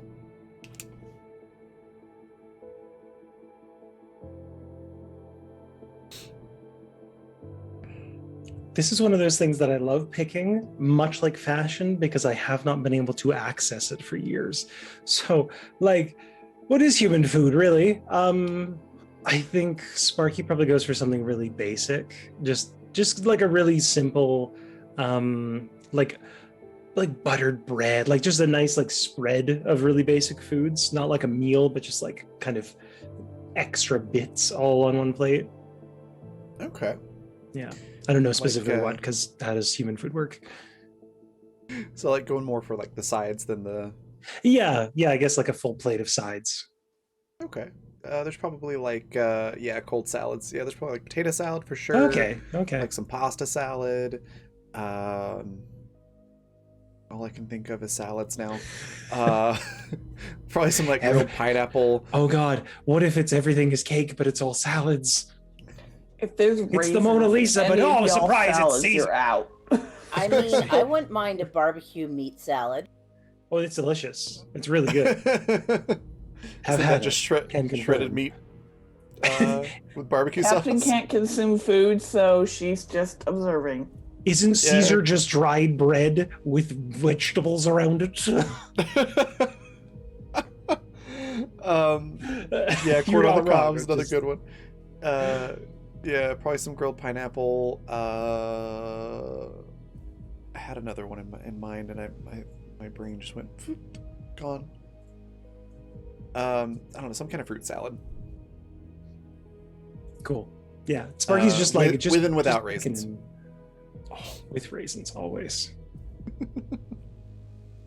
Ooh, yeah, ambrosia. ambrosia. That's a good one. Oh, that would be. I've so heard. good. I oh presume. man, I could kill for some good ambrosia. Please tell me it's the Oh, type like- that has the shredded coconut in it. I feel like yeah. an alien coming in and like, oh yes, that I've heard is good. Oh yeah, Seattle's definitely getting Yes, some human of that. food. Human food. Yes, I've heard this is delectable. Like I don't fucking know. Just whatever's good. And just because I like it, some carrot raisin salad with Oh, pineapple. oh, after my own heart. Oh, that's yummy. With like a though. little bit of like Italian dressing over it. Mm. Yeah. Yes. Salad words. Vegetable I'm amazed- sounds. I'm amazed that somebody else like knows what that is. Most of Oh, the we time, had carrots and everything. It was amazing.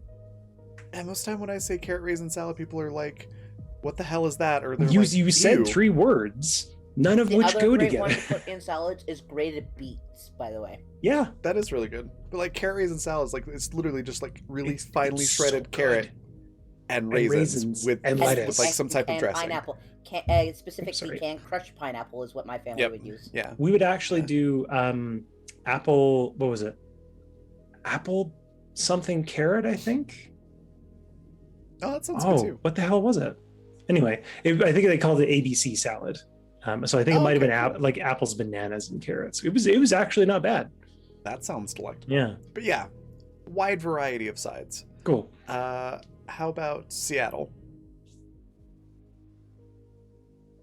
Seattle's getting himself some barbecue meat and a few sides and stuff, and probably some of the ambrosia.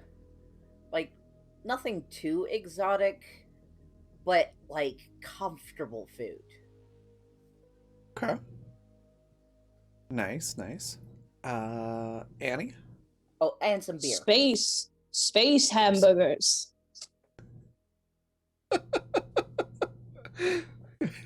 How do space hamburgers differ from Earth hamburgers? They're out of this world. I'm so sorry. That was like I got possessed. That was perfect. That also they're hamburgers, but in space instead of on Earth. So they're space hamburgers. So I see. yes.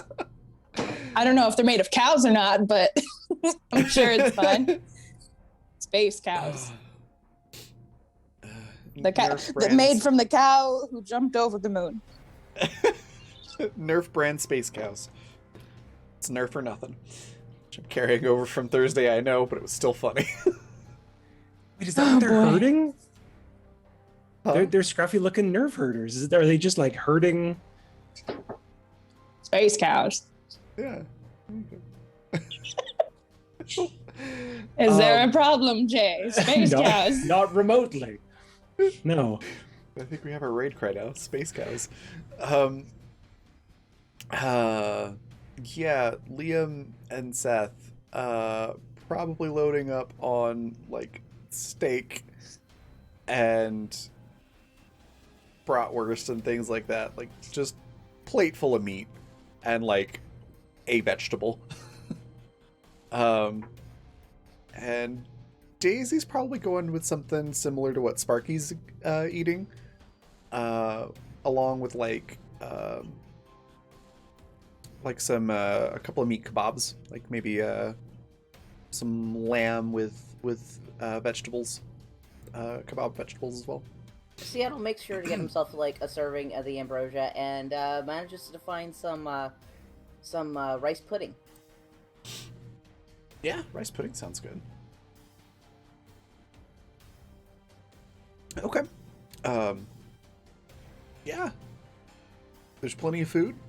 Any further discussion that evening or anything that you want to do?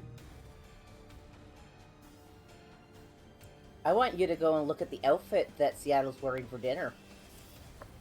Oh, I dear. want to eat the space cow. I love how hard you're leaning into this bet. I really do. Oh my What do you God. mean, bit? It's the space cow. What do you want? Okay. Yeah, Daisy's not making a lot of eye contact with Seattle that evening. Wait, did I miss it? Where's the It's in Zoom chat. You liked the bottom, but you didn't check out the top. Oh, I didn't see the top. Sorry. Oh, that's lovely. Actually, that's a good combo. It's certainly Something. something. It's all no right. space cow, but we'll take it. Now I'm just imagining it with like cow print, and it makes it worse. Ma'am, Right. I think you mean it makes it better. Thank you. Thank you so much for taking the words right out of my mouth. Dude, do Anything not else make you wanna me do that consider evening? getting Seattle a space cow. That way he has his God. own access to raw milk for cheese. You are not becoming a farmer on the ship. No. I'm gonna draw the line at the cock. You want to talk about taking words right out of your Don't we mouth? all What the- draw the line at the cock, though, at some point? Jay and I For anybody that switched doesn't know, characters, and now we they're share one referencing a brain cell. rooster. A single brain cell. Seriously, you were about to say that too? I love how Raven just like, by the way, folks, this is a rooster we're talking about. Just in case we're getting close to terms of service, that is a rooster. Yeah, that is a rooster. That is a That is a barnyard male animal. chicken. An emotional support chicken. It's rather large. Yeah, it is. My God. Yeehaw, am I right? So- Rip better not ride that. What even is this episode? Oh my God. Rip would ride anything. Rippy Kaye. The only thing Rip is going to be doing is dying the next time we see him. Mhm. So there's no time for anything else. Mm-hmm. So speaking of the beach and the dinner, is there anything else that Speaking you of want to do Rip. this evening? Very good. How the pork chops? I swear I will bring Rip into this. It's like my You sit equivalent of, down like, and- don't make me turn this car You hear around. the ka-ching, ka-ching, ka-ching of the fucking duster. The more we say his name, the Okay, easier but- it will be for him to manifest. We actually recognize him out of his signature outfit. No. Probably. We He's don't got know pretty- what the fuck he looks like. Yeah, you've never actually described his facial features or anything. Yeah. You've Have I just not? described his outfit and his Well, eye I'm patch. I'm sure you've described him, but let's be real. The only way we know how to identify him is okay. Look in the crowd for an asshole cowboy. Like that's like the first memory. Like He- I he have looks my like a- own personal mental like description of Rip, but no, I don't believe you have ever described Mhm. the bastard. Yeah, kind of a little bit like Danny Trejo, like a younger one. Oh, okay. Hell um, yeah. Oh damn! So yeah, like that complexion and just sort of like looks like somebody that's lived out in the sun a lot. So kind of almost like leathery kind of skin, like you would expect. weathered. Yeah. Weathered, yeah. Like you would expect like a cowboy that's lived their whole life out on the range to have. This is like walking in on someone designing a villain for a show, and they're just peering over the shoulder, and they're like, "But why are they hot?" That's all that's going through my head right now. I'm like, Raven, why is he Yeah. hot? Who is calling me at this hour? Don't you know I'm busy with space cows? Honestly. They Space look cows like are that, important. you know, with the eye patch, the duster, and whatnot. And So like salt and pepper hair. I've it's been black personally hair. picturing of black hair. Mhm. Okay, can he and have and, like a medium- goatee of like salt and pepper? Please tell me it's long enough to be in a ponytail. Not. He was I the think- space cow we were looking for all along. Oh my god. I think Ride it him, was the cowboy. first time that you saw him. When you saw him last, it was not in a ponytail. It was cut shorter. Place your bets, kids. and What episode probably- of season 3 does Raven have a breakdown? Probably does This the one? goatee off and on. Just like Mr. Potato Head? Does he just... Yep. I'm so sorry. Exactly how it works. I'm so sorry. This is like having a substitute teacher. It's like the last day of class, and we're all like, I don't want to be here. You let us relax for 1 second, and this Yep. is what happens. Yep. We're gonna freaking design our arch nemesis that Oh we my hate and want to God. kill. But that's what he looks like. In I case you- imagine him kind of looking like Sam Elliott. Ooh. that would be a good look too. Ooh. Like Okay, I like was a cross imagining between like a Sam Elliott and Danny Trejo. Hell yeah, Sam Trejo. Sammy There you Trejo. Damn. Sorry, I find Danny Trejo to be like incredibly aesthetically attractive. You're in welcome He's a company, I cool suspect. Yeah. Such a cool dude. Just got one of those faces that I just want to stare at for hours. Like, Also, I'm I not- love the fact that anytime he plays a bad guy, he demands that he dies so that kids don't glorify his That is really cool. lifestyle. Which, is like, cool. hell yeah, dude. Good for you. So then And the meteor apparently hit the the planet. character he plays in the Spy Kids movie is attached Fucking to what? other things.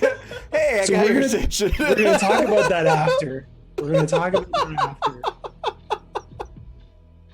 Rip's riding a Any- meteor down. Lassoed and everything. Like, Um, freaking, what's that movie called? Yeah, where he rides the bomb down. Okay, so Uh, there are a lot of meats and salads. Yes. That's where Yes. we left off. There are Thank meats you. and salads. Everybody Are there focus. pork chops? Probably. Yes, they're pork chops. I had They to look look pretty my child variety. about Yaddle's the gonna try pout them fish. pork chops. Okay. Oh, no, Is there anything else constructive that you wanted to do that evening? I feel like the crew is just acting like idiots the way we are. I feel like that's the Okay. vibe. Yeah, I think Yeah. we're I'm just totally like fine with that. we're just like picking food from each other's plates. Like just it's like it's like the family meal that you haven't had, and you're getting to like see all your cousins again, and you're just being like absolute off the wall. I like to think we built a bonfire, like a little bonfire, like a little campfire on the beach. I Yeah, bet there's there's like a some fire food. pit in like the center of where our cabins are. I feel like absolutely. Annie would probably make a joke where we're all sitting around the bonfire and she's like, so does anybody want to share stories from their childhoods? But they can't because nobody Seattle's remembers. like technically only 5 years old. Seattle's just like, I haven't had a birthday yet. I don't think I'm allowed to. God, low blow. With the Sparky story. looks down back into the fire and goes, I don't even know if I had a childhood. And then looks at everyone like, Seth just Seattle's chimes not in without skipping a laughing. beat. Seattle just like wraps an arm around you and pulls you in close for a hug, sort of thing. And, like Like- does the ruffle on the hair. you see, I was a joke. It was a joke. So go ahead. Seth chimes in without skipping a beat and goes, "Oh yeah, this one time when I was a kid, I had to go shopping. This was before I got kidnapped. Because we were out of milk, and my mom was really sick, so I had to be the one to go. Dad wasn't in the picture, and so I went to go. Was he taking the milk camera? last time? Was he the one behind the camera? So sorry. Go on. Oh my god. Y'all are terrible. It's like, yeah, so I went to go get milk, and then I got kidnapped. I guess that was really much of a story. I was really hoping that's where this was going. Seattle's like still silent, and then like reaches over and pulls Seth in on the other side and just flumps. Now he has two that he's hugging. Sparky definitely does like a at the end of Seth's story, like, and just flashes him a thumbs up, like, that's good. I feel like Annie tells this outrageous story that is completely fabricated, and she does not look at Liam even once for confirmation because she's just pulling it out of her ass. So she just makes up this fanatic, like, just grand story from her childhood, and it's absolutely incorrect. Did she learn how to ride a moose? No. Liam just listens to this quietly with this just a little small smile on his face, and then shares with the class a really embarrassing story about Annie's childhood where, like, I don't know, like she ate a bug or wet her pants or something like that in public. Annie Something fixes along those her lines when, like, Annie's like super tiny kid. Annie fixes her eyes on Liam, and with a smile on her face, talks through gritted teeth, her voice low enough that, I mean, obviously everybody can still hear her, but it's very quiet. And she just says, "Do that again and I'm going to kill you." He just gives you the biggest shit-eating grin and just, like, I don't know, grabs a marshmallow or something. Completely ignores the threat. I think at this point Sparky doesn't know when Annie's joking, so they're just going to assume that she's always joking until proven otherwise. That is going to get you in a lot of trouble when she's not joking. It sure is. During all of this... Oh, no, go ahead. Go ahead with what you're going to say. Captain is going to have a weird flashback and just suddenly say, "I used to serve tea."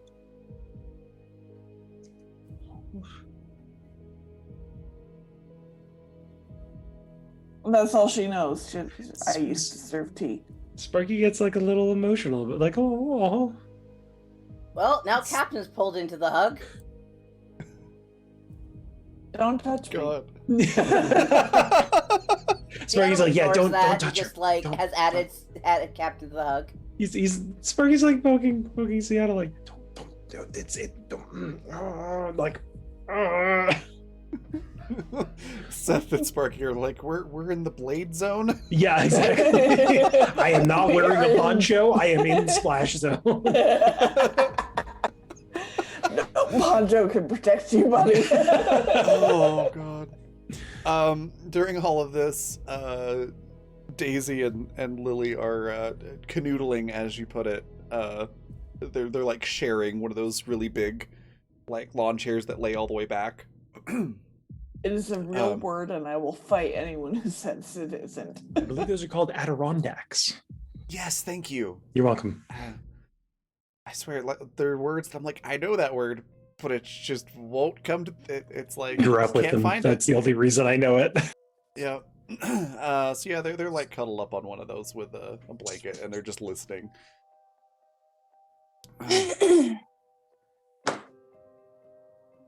Anything else happening around the fire? Did Annie have something she wished to say? No. Sorry, no. The way you cleared your throat was like very. I have something to say, so. Yeah, no. I tried to move away from my microphone and didn't get there fast enough. I kind of choked on air a little bit. Okay, just checking. Just Yeah, I'm wanted to good. make sure you Yeah. had the platform to say what you wanted to say. Definitely. You know what, Lisa? Alright. I very much appreciate that. Thank you for being inclusive. You're welcome, honey. I think last thing Sparky does is probably just asks everyone what their happiest memory is, since we're talking about all these like, good things. I can hear someone wheeze laughing in the background. Me, we have 6 months of memories. What do you mean? Well, get the fucking file folders out and have a look. Okay. Seattle looks thoughtful for a bit, and like eventually lets people out of the hug sort of thing. He's picking his food. Finally, signs. When I found out Daisy was my daughter.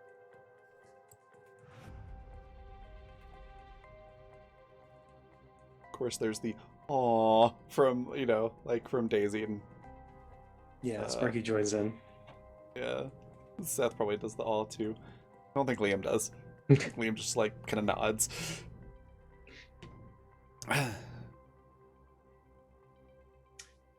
Secretly, Sparky is trying to reenact the kinetic sand moment, but with like actual, feelings.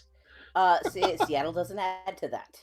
He's actually kind of looking, kind of like that thoughtful, sad, pensive sort of thing. Mm-hmm. Sparky's gonna wrap an arm around Seattle this time and pull him in. Yeah, he just leans into the hug at this point. Aw. Daisy's just looking at everybody else like, yeah, so who's gonna go next that isn't me?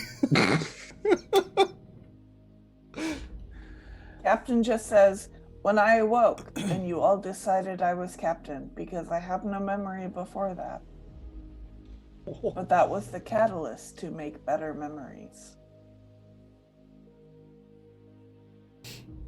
That's really sweet. That, I bet, would make Liam all a little bit. Yeah, probably. Liam does share Captain very one. quietly to herself tries to imitate the aw sound, but realizes she can't make it very well. Like, not genuinely, so she's just like, no. No, I don't like that. Mm-mm. Is it just like one note instead of the like descending note? I think you're muted there. Yeah, you're muted. She just goes like, like, It's like you're trying to find the decides- note and you're like, Yeah, she just decides everyone else can do it. Good. Liam shares a memory about him and Annie, like, I don't know, like sneaking out at night and getting ice cream or something along those lines. Like just sneaking out of their big fancy house and going and getting something like really simple at like a convenience store. Anarchy. Jesus, we really are sharing a brain cell, aren't we? I think Sparky pipes up and says, when Annie and I got to dress up for the museum heist and pretend like we were fancy.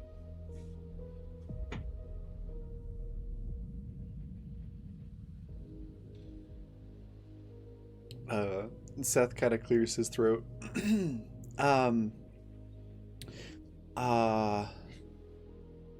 When you all didn't kill me and kind of adopted me.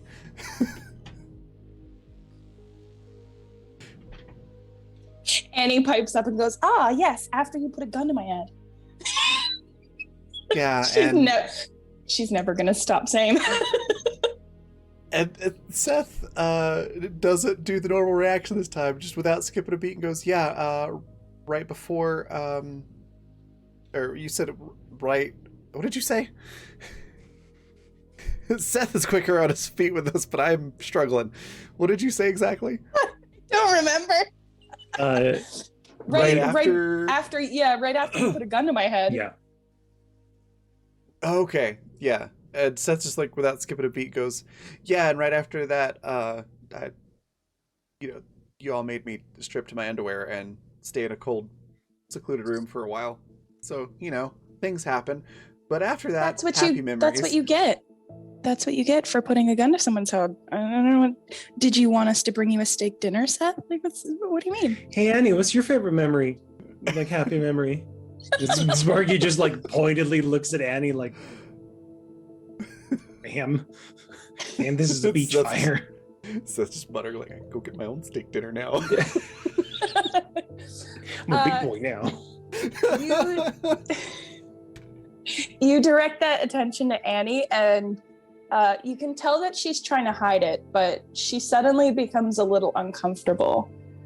And she tries to like laugh and joke it off, and she's like, "Well, tricking you into thinking that I was angry about a sandcastle. Of course that's the happiest." I think Sparky will go along with it. Like they'll kind of like smile and laugh, but the look they give Annie, like their face is all smile, but their eyes are like, "I get you. It's okay." Like they just give like a very like, "I understand what you're doing."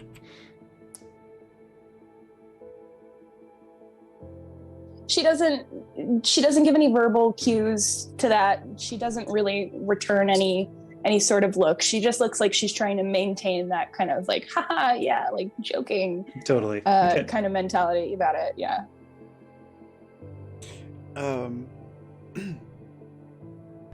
Daisy speaks up because I think she's the only one that hasn't gone yet.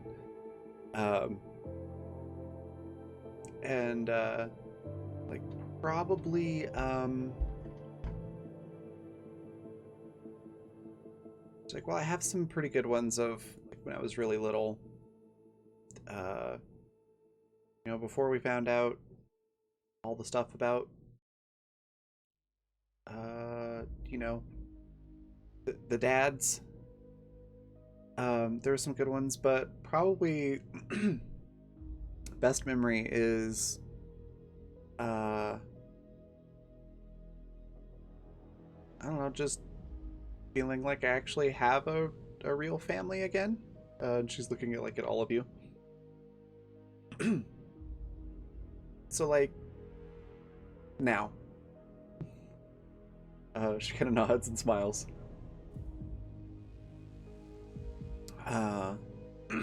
Excuse me. And then Lily chimes in because Lily's there too and goes, "Yeah, this is fun. I have a really good memory when I was like 7, I think it was. My dad had just come back from special training, and he took us all to a theme park, and it was a lot of fun."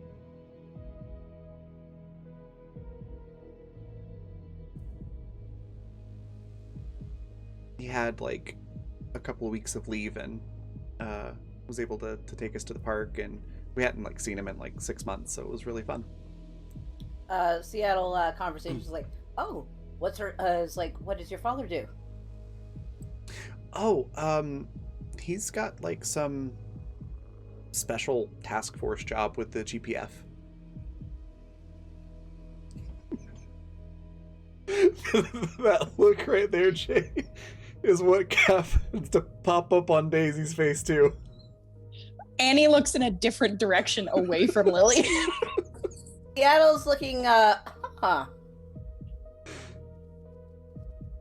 he here on vacation with you?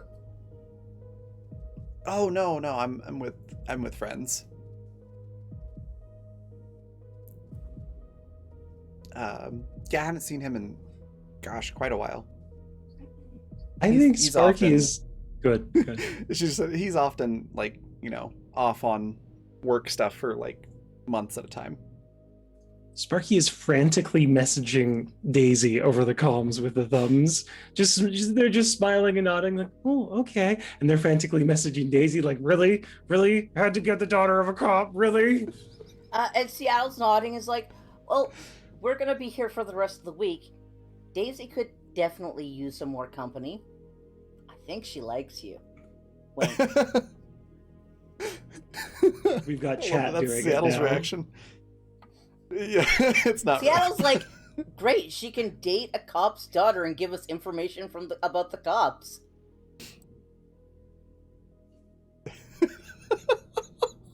I love all of your reactions to this news so much. I don't hate it. I would like to inform you that Cryopod's favorite memory is when father taught them to make cheese. Just thought that you would like to know. Oh my goodness. That the Seattle gets that notification and just wipes a tear from his eye. So proud. And responds to it with so proud.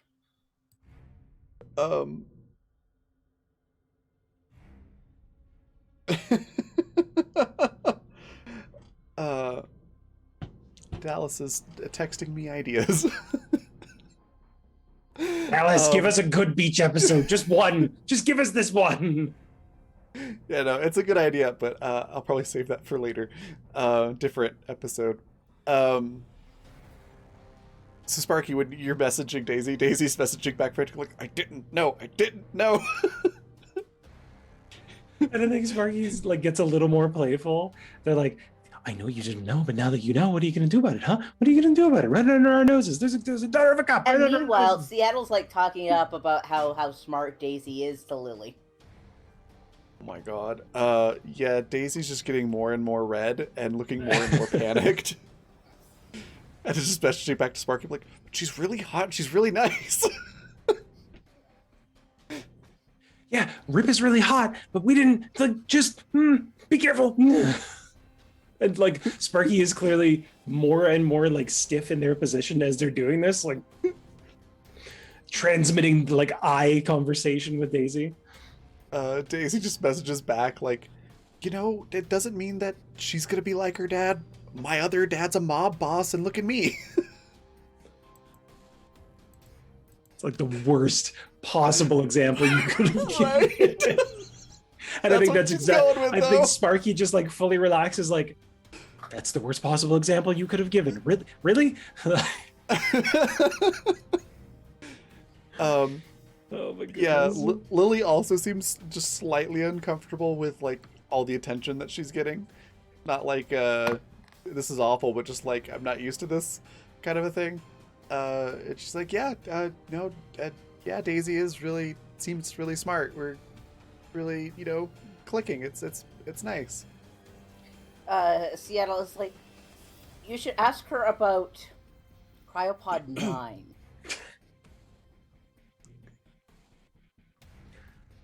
Daisy just It's looks a at Lily good like story. shaking her head, like, don't ask.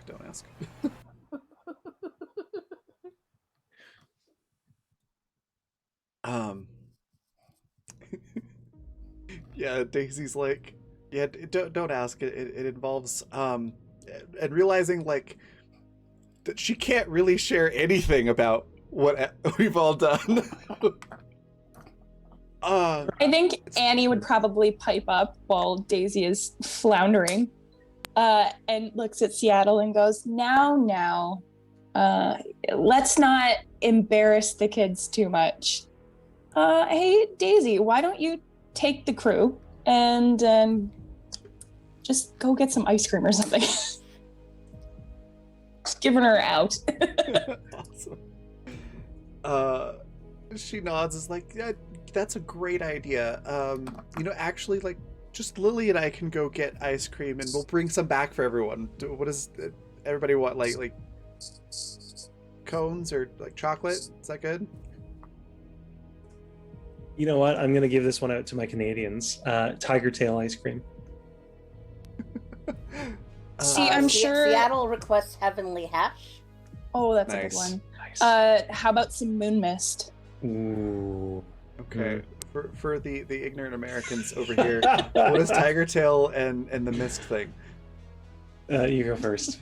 Mist thing. I don't even know what flavor it was supposed to contain, but it They was just- like a mixture of purple and yellow and like bright colors and just tasted like cotton candy, I guess. Yeah, that sounds right. It's cotton That sounds candy. It's cotton candy flavored ice cream. Yeah. Okay, that sounds nice. Tiger tail is black licorice and orange cream. Oh, that sounds amazing. It's It really is so fucking good. Oh my god, it's like the best ice cream. Nice. Yeah. So, Daisy like half drags Lily down the trail. Hi, I'm gonna drag you away from my dad before he keeps talking me up. Yep. So they go do that. Annie looks at Seth and Liam and she goes, "Damn, she really doesn't like you guys, does she?" Oh my god, you're such a shit. She didn't even ask you to go. Seth just looks over at Annie like, really? And Liam speaks up. Seattle assigns like adding the two of them reduces her chances of getting lucky. Liam just points to Seattle and goes, yeah, that. I wasn't about to go over there and mess that up. And he Like, really woke up today and these picked the two, biggest no shit style. stream. Yeah. Yeah, and Seth's like, yeah, I didn't want to be a third wheel. Again. Look at you guys being the perfect little wingmen. How lovely. Seth looks like he's getting tired of Annie's shit. Sparky's just glad it's not directed at them, so they're having a ball. Yeah. They're like, I already had my fill earlier today. We're good.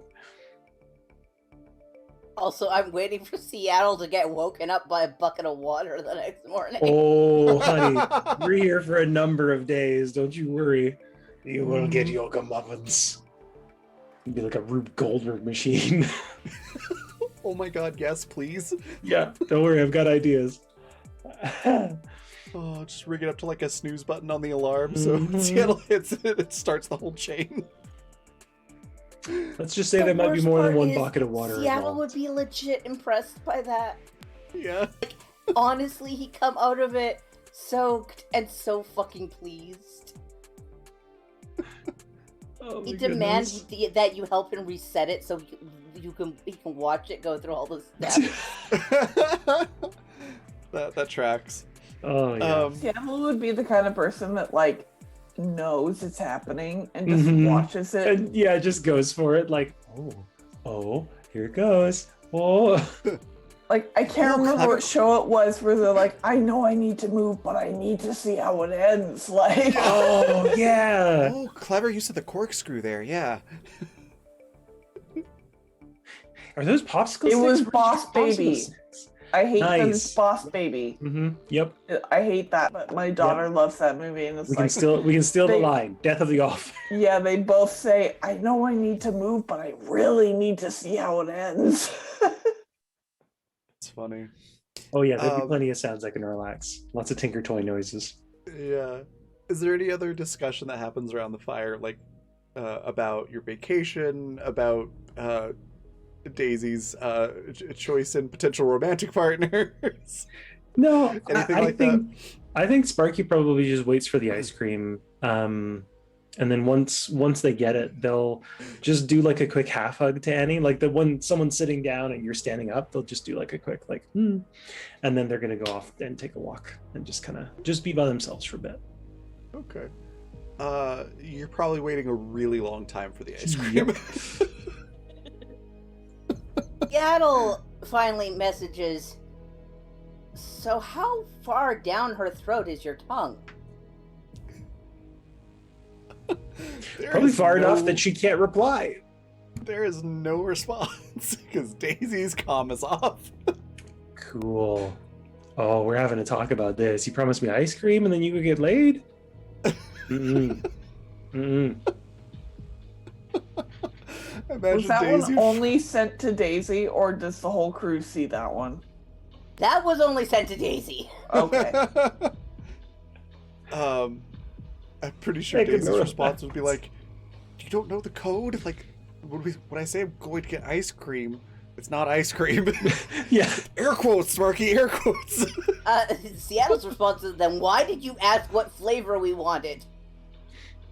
No, that's just a Sparky later. Yeah. And Sparky's still Captain pissed looks about at it. Sparky and says, "Would you like to go get ice cream?" Yeah.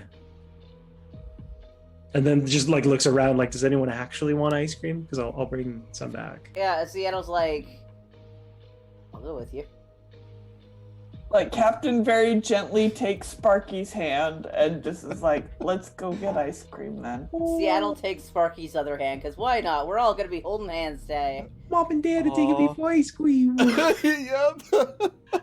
Mom's hands are cold and metallic. Yeah. What the fuck? If Mom twitches the wrong way, I'll lose my arm.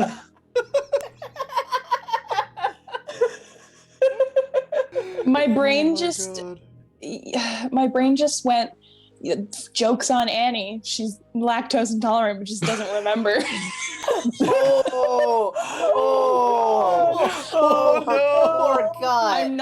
I'm not gonna do that Okay, to her. good. Don't worry. I mean, given Oh, how God. much cheese she's I was had gonna to say. yeah. To Yeah. be Oh my fair, God. though, Wouldn't lactose notice. intolerant people are the ones who are eating the most It's dairy. Oh, true. absolutely. It's true. Like, Yeah.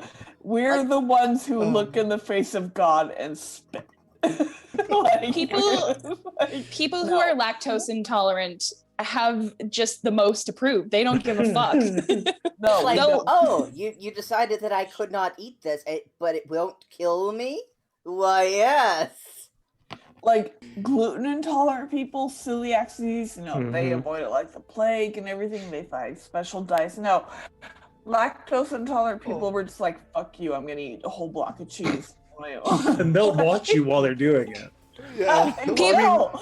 They will. celiac people, like, it will actually destroy their Yeah, intestines. So Exactly. Yeah. that makes sense. They have a reason. People I can't- who are lactose intolerant they're like, this sounds like a later me problem, not a current me problem. Like, Exactly. future me has this They've problem. also got the whole thing of, it doesn't matter if you have a little bit of lactose or a lot Mhm. of lactose, you're gonna have the same reaction. So you may as why well go not full. eat the entire cheesecake? Exactly. Yeah, like, go all in, go big or go home. Humans with That lactose is- intolerance Yeah. are the I have- epitome of human stubbornness. I have had friends with that, several, and all of these things have been said by them. Yeah.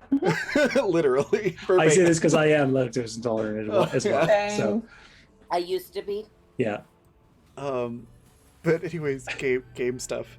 Game Yeah, words. at some point, Mechanics, yeah. game words. At some point that evening or the next day, Daisy does Mhm. come to Sparky and have a conversation and be like, "Yeah, just for future reference, that's code for I'm gonna go be alone with someone." You need to Very sorry message that- me this stuff because, like, I was sitting there waiting for ice cream, and everyone else was waiting for ice cream. I thought, I'm really sorry. I thought you knew. I will get you double ice cream, like for real. no, I already got ice cream. Ice cream's off the table. Okay, fine. But they do have it like there's a pause, and then they lean in and they're like, "Was the ice cream good?"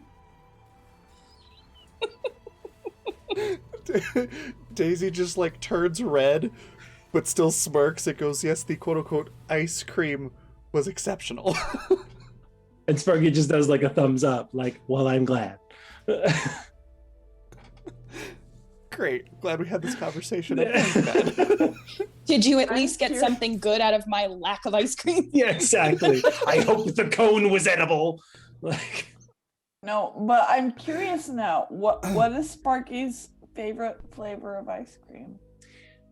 see, again, this comes into the problem of I don't know what human food is like, so it could be anything, really. But I'll think on it.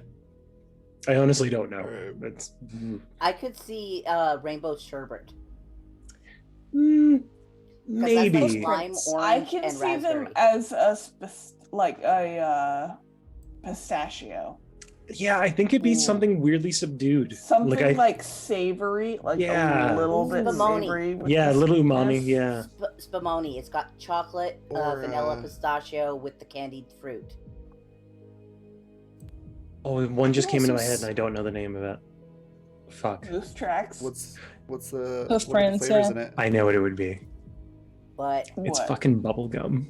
oh my god, Oh, with the yeah. chunks of bubblegum? Yeah! Yes! Hell yeah! Like the Yeah. pink stuff with the Yeah. white blue, and it has the blue balls, specifically blue. Mm-hmm. Oh god.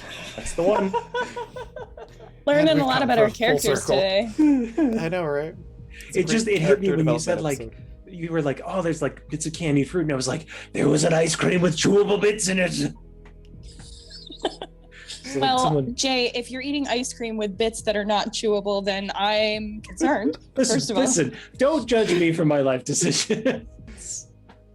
They're No judgment, dicey. only Why- concern. It's, And this is why this is why gummy bears are the worst additive to add to your fresh made absolutely. ice cream Oh cone. yeah, no. Absolutely. I It was a love horrible May as well adding just put gummy rocks in it. bears. No, they're like rocks, I- and they yeah. don't chew. I love So are gummy we bears. They're doing my anything else? favorite I don't know. candy.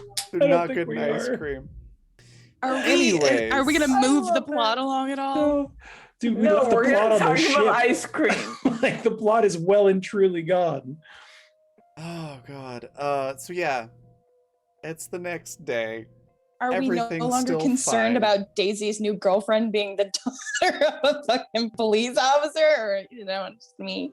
Oh, Seattle's definitely gonna talk to Sparky about it. Be like, look, if she's dating a cop's daughter, she can keep us up to date on if the cop's doing anything big. I mean, I but love that no, you're that's- all- it's good. I love that you're all assuming too that this isn't just like Daisy hooking up. Yeah, And then no, moving exactly. on. It's not like a long term. why- like this seems like a hookup to me, not Yeah. like a. I think even Sparky is like, okay, cool. So like she can feed us information for like a few days, but like it's she's Listen, not coming on the ship, any- Seattle. Yeah, If Seattle even replies, that, but what if like, they're in she's- love? This is She's your daughter. Annie gave Oh. them an out to So just what go if do she's whatever in they love? want. So her philosophy on the whole thing is, we're here for a week. I don't care. Basically, yeah. I see. Sparky is like, if she's in love, great. If she's not in love, great. It's not my fucking problem.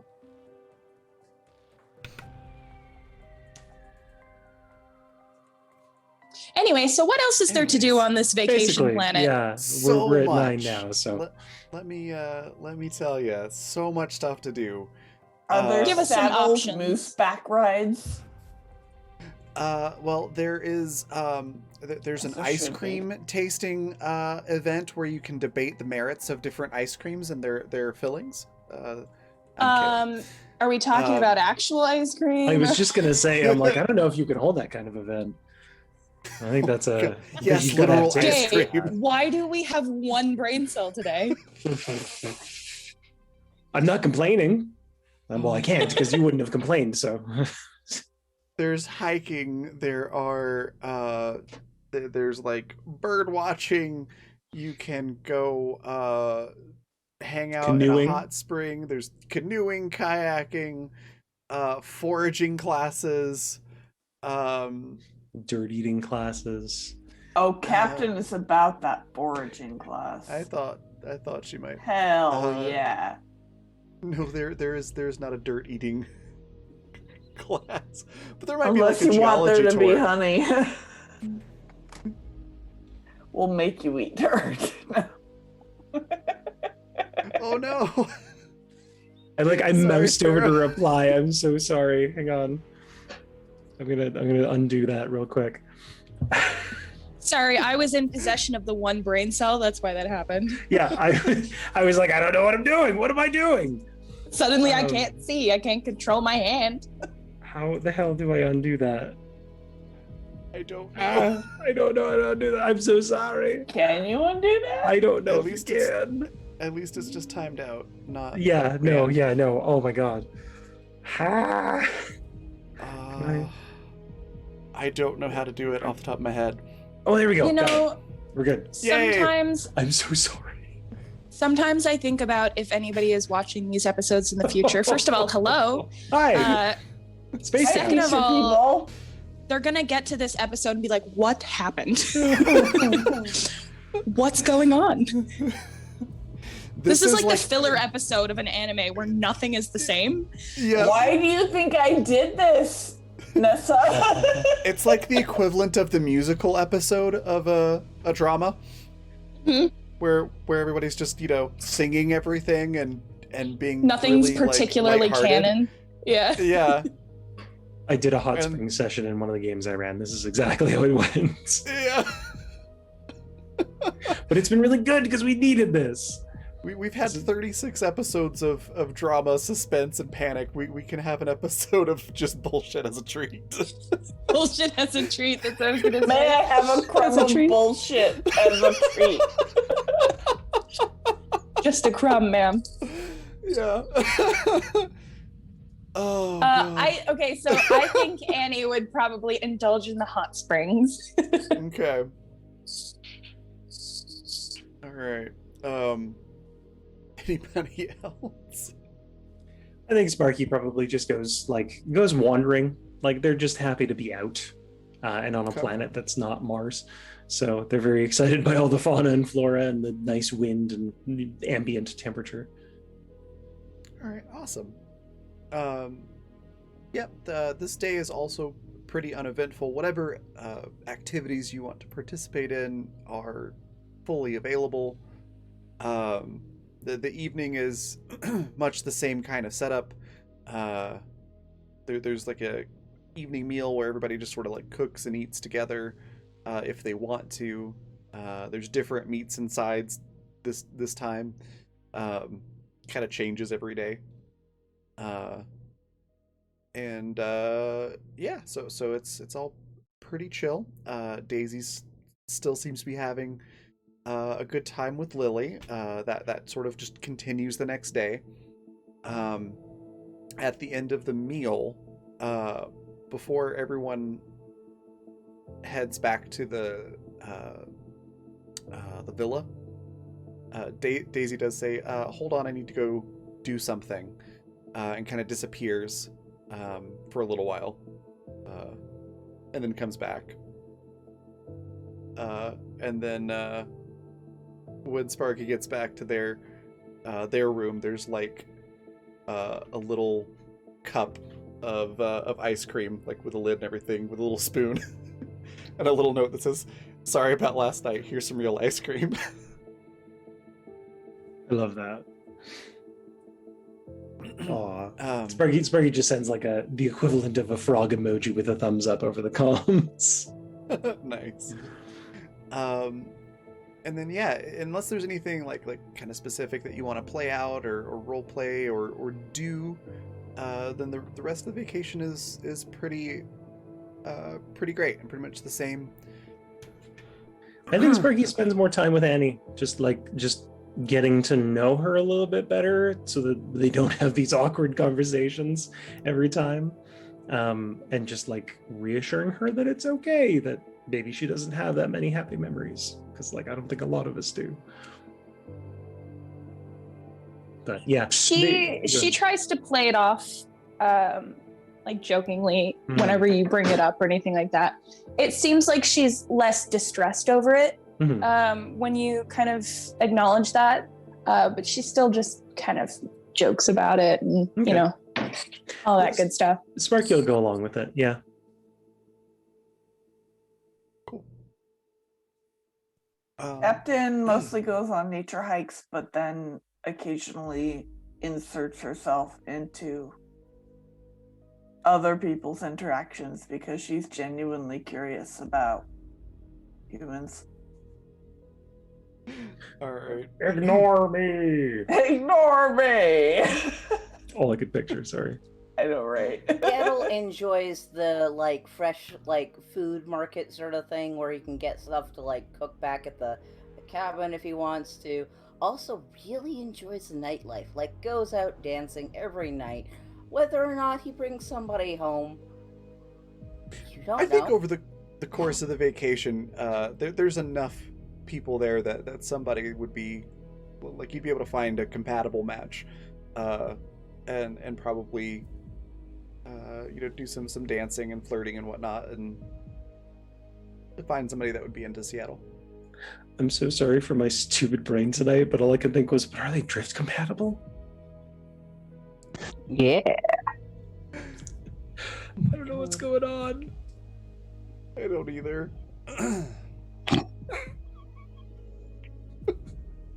All right then. We'll play out the last day of vacation next week. Sure. And then Yeah. we can... Let's end this on a good note so that you can bring us down back down to earth on the next one. Yeah. All right, cool. So yeah, the rest of the What has the vacation is doctor done delightful. this entire time? None of you have seen the doctor the entire time. Bless his heart. Have they just been in their room? Yeah.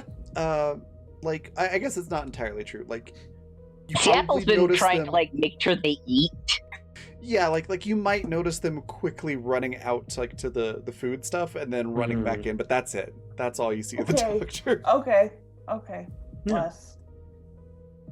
Good for them. As long as we don't go into their room and find a desiccated corpse, I think it'll be fine. No. If anybody does manage to go into their room or look through a window or anything, they've converted like an entire wall of the room into a murder board, Nice. complete with string and things like that, trying to work something out. They made a new crazy person room? Yeah. More room? Okay. More room for notes. Okay. Yep. Ow. Sorry, I just punched my microphone. Oh no. Seattle's gonna make sure that he takes detailed photographs of this so that it can be sent back to the doctor once we have to leave this place. Oh god. Okay. All right, then I think that's a good spot to wrap this up. So yeah, we're gonna have our raid cry, which is gonna be let me type it in here. But while I'm doing that, we're gonna let everybody say what their favorite part was, where we can find them, and anything else they'd like to share or plug. We'll excuse me, go reverse order. So we'll start with Lisa. My favorite moment probably just was like on the beach and watching everyone building sandcastles in their own way and how they interacted with each other and everything. And yeah, I thought that was pretty damn wholesome. And as for me, I'll be here next week. I don't really have anything going for me. So I'll be here. All right. Next one we've got Alex. What was your favorite part? Where can folks find you? And anything you'd like to share or plug? Hi, I'm Alex. I'm a digital artist. You can find me around on Twitch and Twitter at CanChaosArt, where I draw art and post it and talk about projects I'm working on and stuff. I'm actually involved in a project coming out soon called Cerebus Leash. It's going to be a story-style podcast with accompanying webcomic, and I'm involved as a character designer. Oh, that's so cool. Yeah, it was really fun.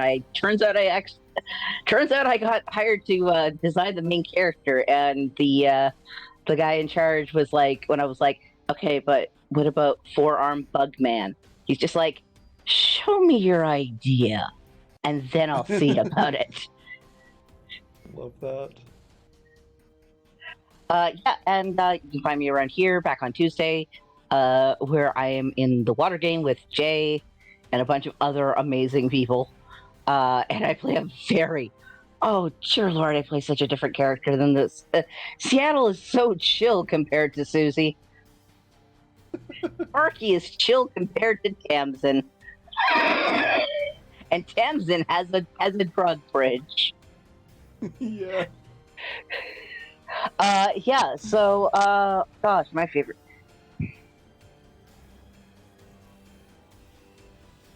I think my favorite part was getting to see a really playful side of Seattle.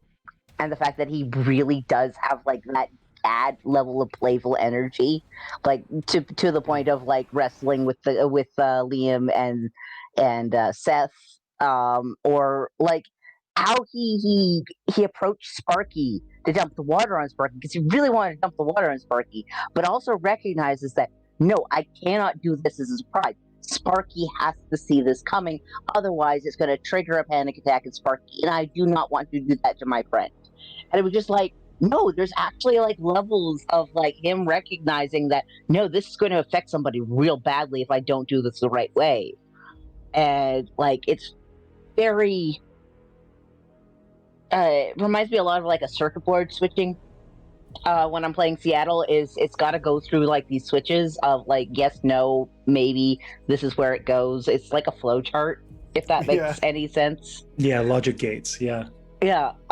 So and like Sparky seeing Seattle grinning with that bucket, and Sparky's like, no, and yet Sparky knew exactly it was gonna happen anyway.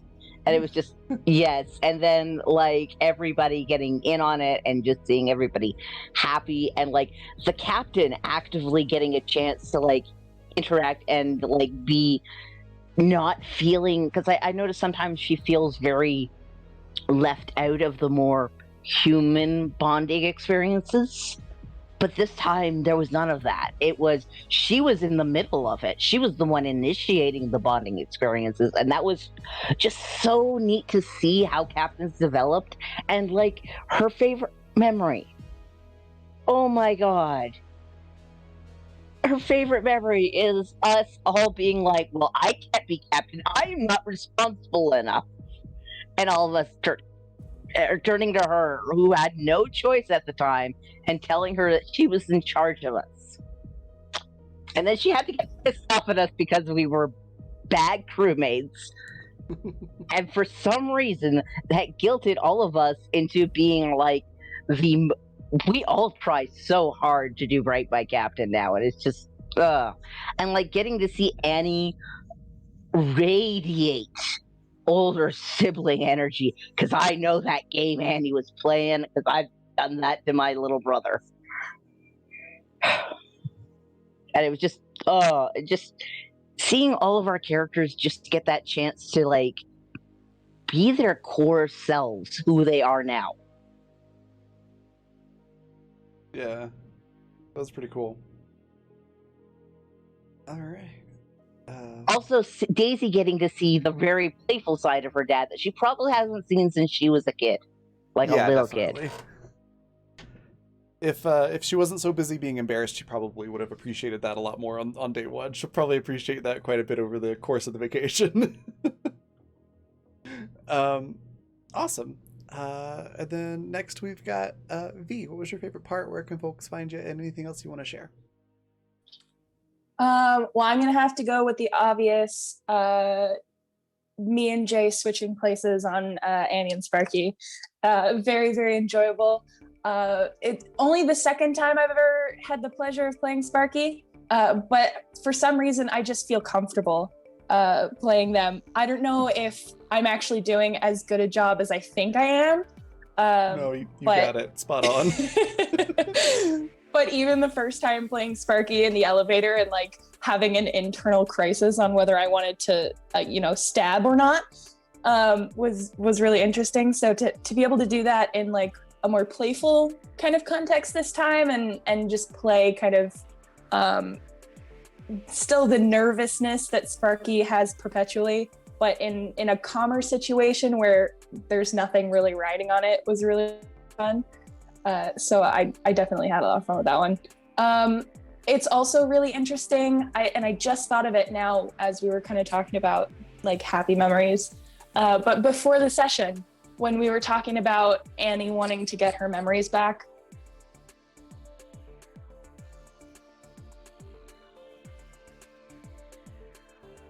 as Still she there? is now. Oh, there you are. You cut out. We heard get her memories back, and then didn't hear anything after that. Oh, that's weird. Zoom has been doing funky things for me for like the last week and a half, and I hate it. Sorry. Yeah, so we were talking before session about Annie getting her memories back and how that might change her personality, and now to have an episode like this where now she's made substantial good memories. So I kind of kept thinking about how is that going to affect her if she's to get her memories back, and like the last 6 months or however long it's been with the crew have been great. She's enjoyed it. Like this is part of her family now, but to have like good memories of them all sitting together and just shooting the shit and having fun, I'm really, really curious to see if that's going to kind of stale with her once she gets those memories back of her own past. So it's gonna be really interesting. I look forward to it. But as for me, what's today? Saturday. I ask that every single session. I literally, my 3 sessions a week are how I keep track of time. Today is Saturday, so hopefully, God willing, we will be back next Wednesday with Exodus. We took a little bit of a break, so hopefully we'll actually get to play on Wednesday. Yeah. So I'll be back Wednesday. I'm going to be GMing that game. So if you are interested in BioShock, then that game is based on that because it's one of my favorite game franchises of all time. Absolutely adore it. And you can also find my art online. I have an art Twitter. It's at Peppero Draws, and that's pepper like the candy. And I just recently posted a couple new pieces there. So if you'd like to take a look, certainly do so. Yeah, that's me. Awesome. And then next we got Jay. Same questions. I mean, sharing a brain cell yet again. The Annie and Sparky swap was amazing. And much the same, I was like, am I doing any justice on this? So I think it was good that we got a chance to do that, like you said, in a low stakes situation. Yeah, other than that, I think just the whole, I was saying it during break too, I've never felt this relaxed playing Animus, even from like session 1. And I think that's a really good thing because it means that we get a chance to like just smooth over some of those jagged peaks of like, oh God, is it Rip? Oh God, what's going to happen next? And to really explore the characters in like a low stakes scenario was really, really refreshing and definitely what I needed this week. So that was honestly my favorite part, getting to see Captain going out for like shells and tide pools and stuff, seeing Seattle really just break into his own in his dad ways, but also his like, I don't have to be the mechanic dad, I can just be me kind of way. Like Sparky, he can be your goth gay dad. Exactly. Because I'm realizing more and more as I dress him. No, he's goth. He's goth. Yeah. He's goth. He's goth. Getting to see Sparky really kind of like, I don't know, like figure out a bit of their own anxiety was a bit of today, was just like realizing like, oh shit, okay, some of these are jokes. It's not everyone is trying to like throw me under a bus. Like his reaction of not getting violent or actually even afraid when Seattle was heading over them with the bucket. Yeah, like when like Sparky being totally cool with it, well, totally cool, but like being playful with it. Seeing Annie getting to just, again, branch out, relearn skills, and giving the opportunity, but not forcing that kind of change was really, really cool. Did I miss anyone? I don't feel like I missed anyone. Doctor obviously is doing their own thing as well. And then, yeah, Daisy, Seth, Liam, kind of up to their old shenanigans, but still getting to see them grow. This was a really good growing episode. We finally had a chance to like just stretch out and expand, and then I'm sure next episode it'll burn off all that growth.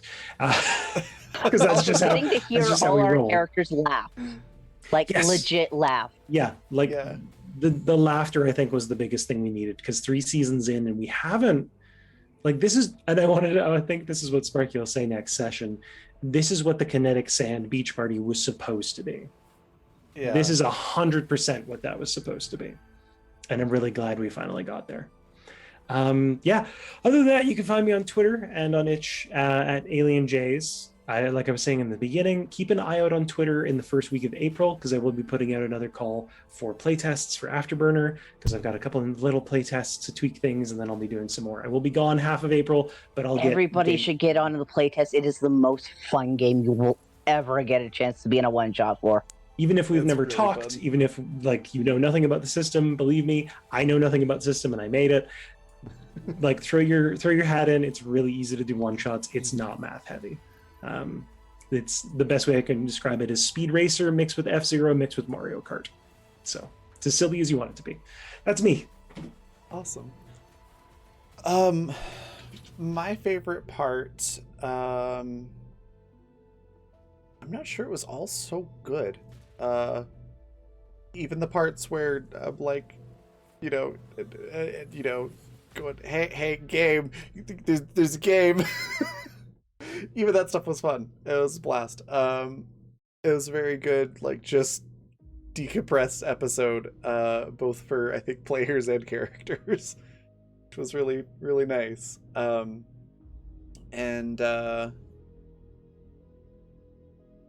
Okay, if I had to pick one favorite moment, it would be everyone's reactions when I had Lily say who her dad was.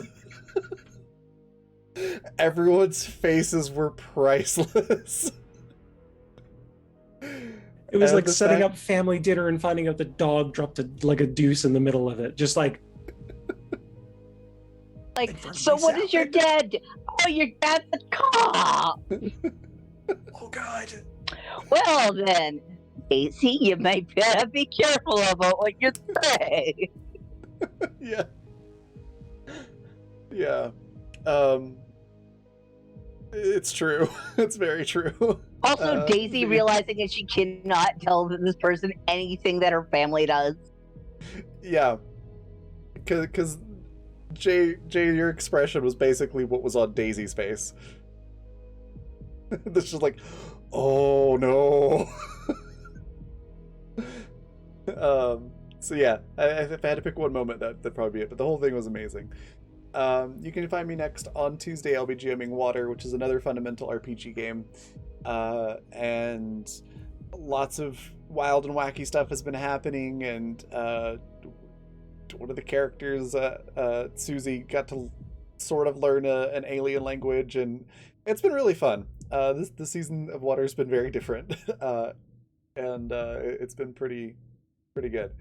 And there's new dangers that everybody found out about, and it's getting intense.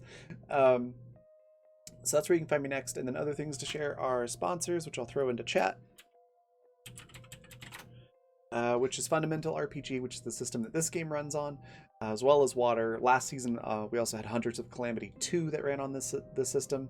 All of that was during its playtest phase, but now it's officially out for purchase. You can get it on Amazon for a physical copy, or if you just go to coffee.com/raven/shop, like it says at the bottom of the screen here, you can get the PDF copy. Yeah, it's a lot of fun, very easy to use, and you can run literally any genre that you want on it. It's pretty versatile. And then Intrepid is the other one, that is adventuring gear for real life, so outdoor, athletic, and casual wear with a tabletop theme. There's a bunch of that stuff on the coffee shop as well that you can check out.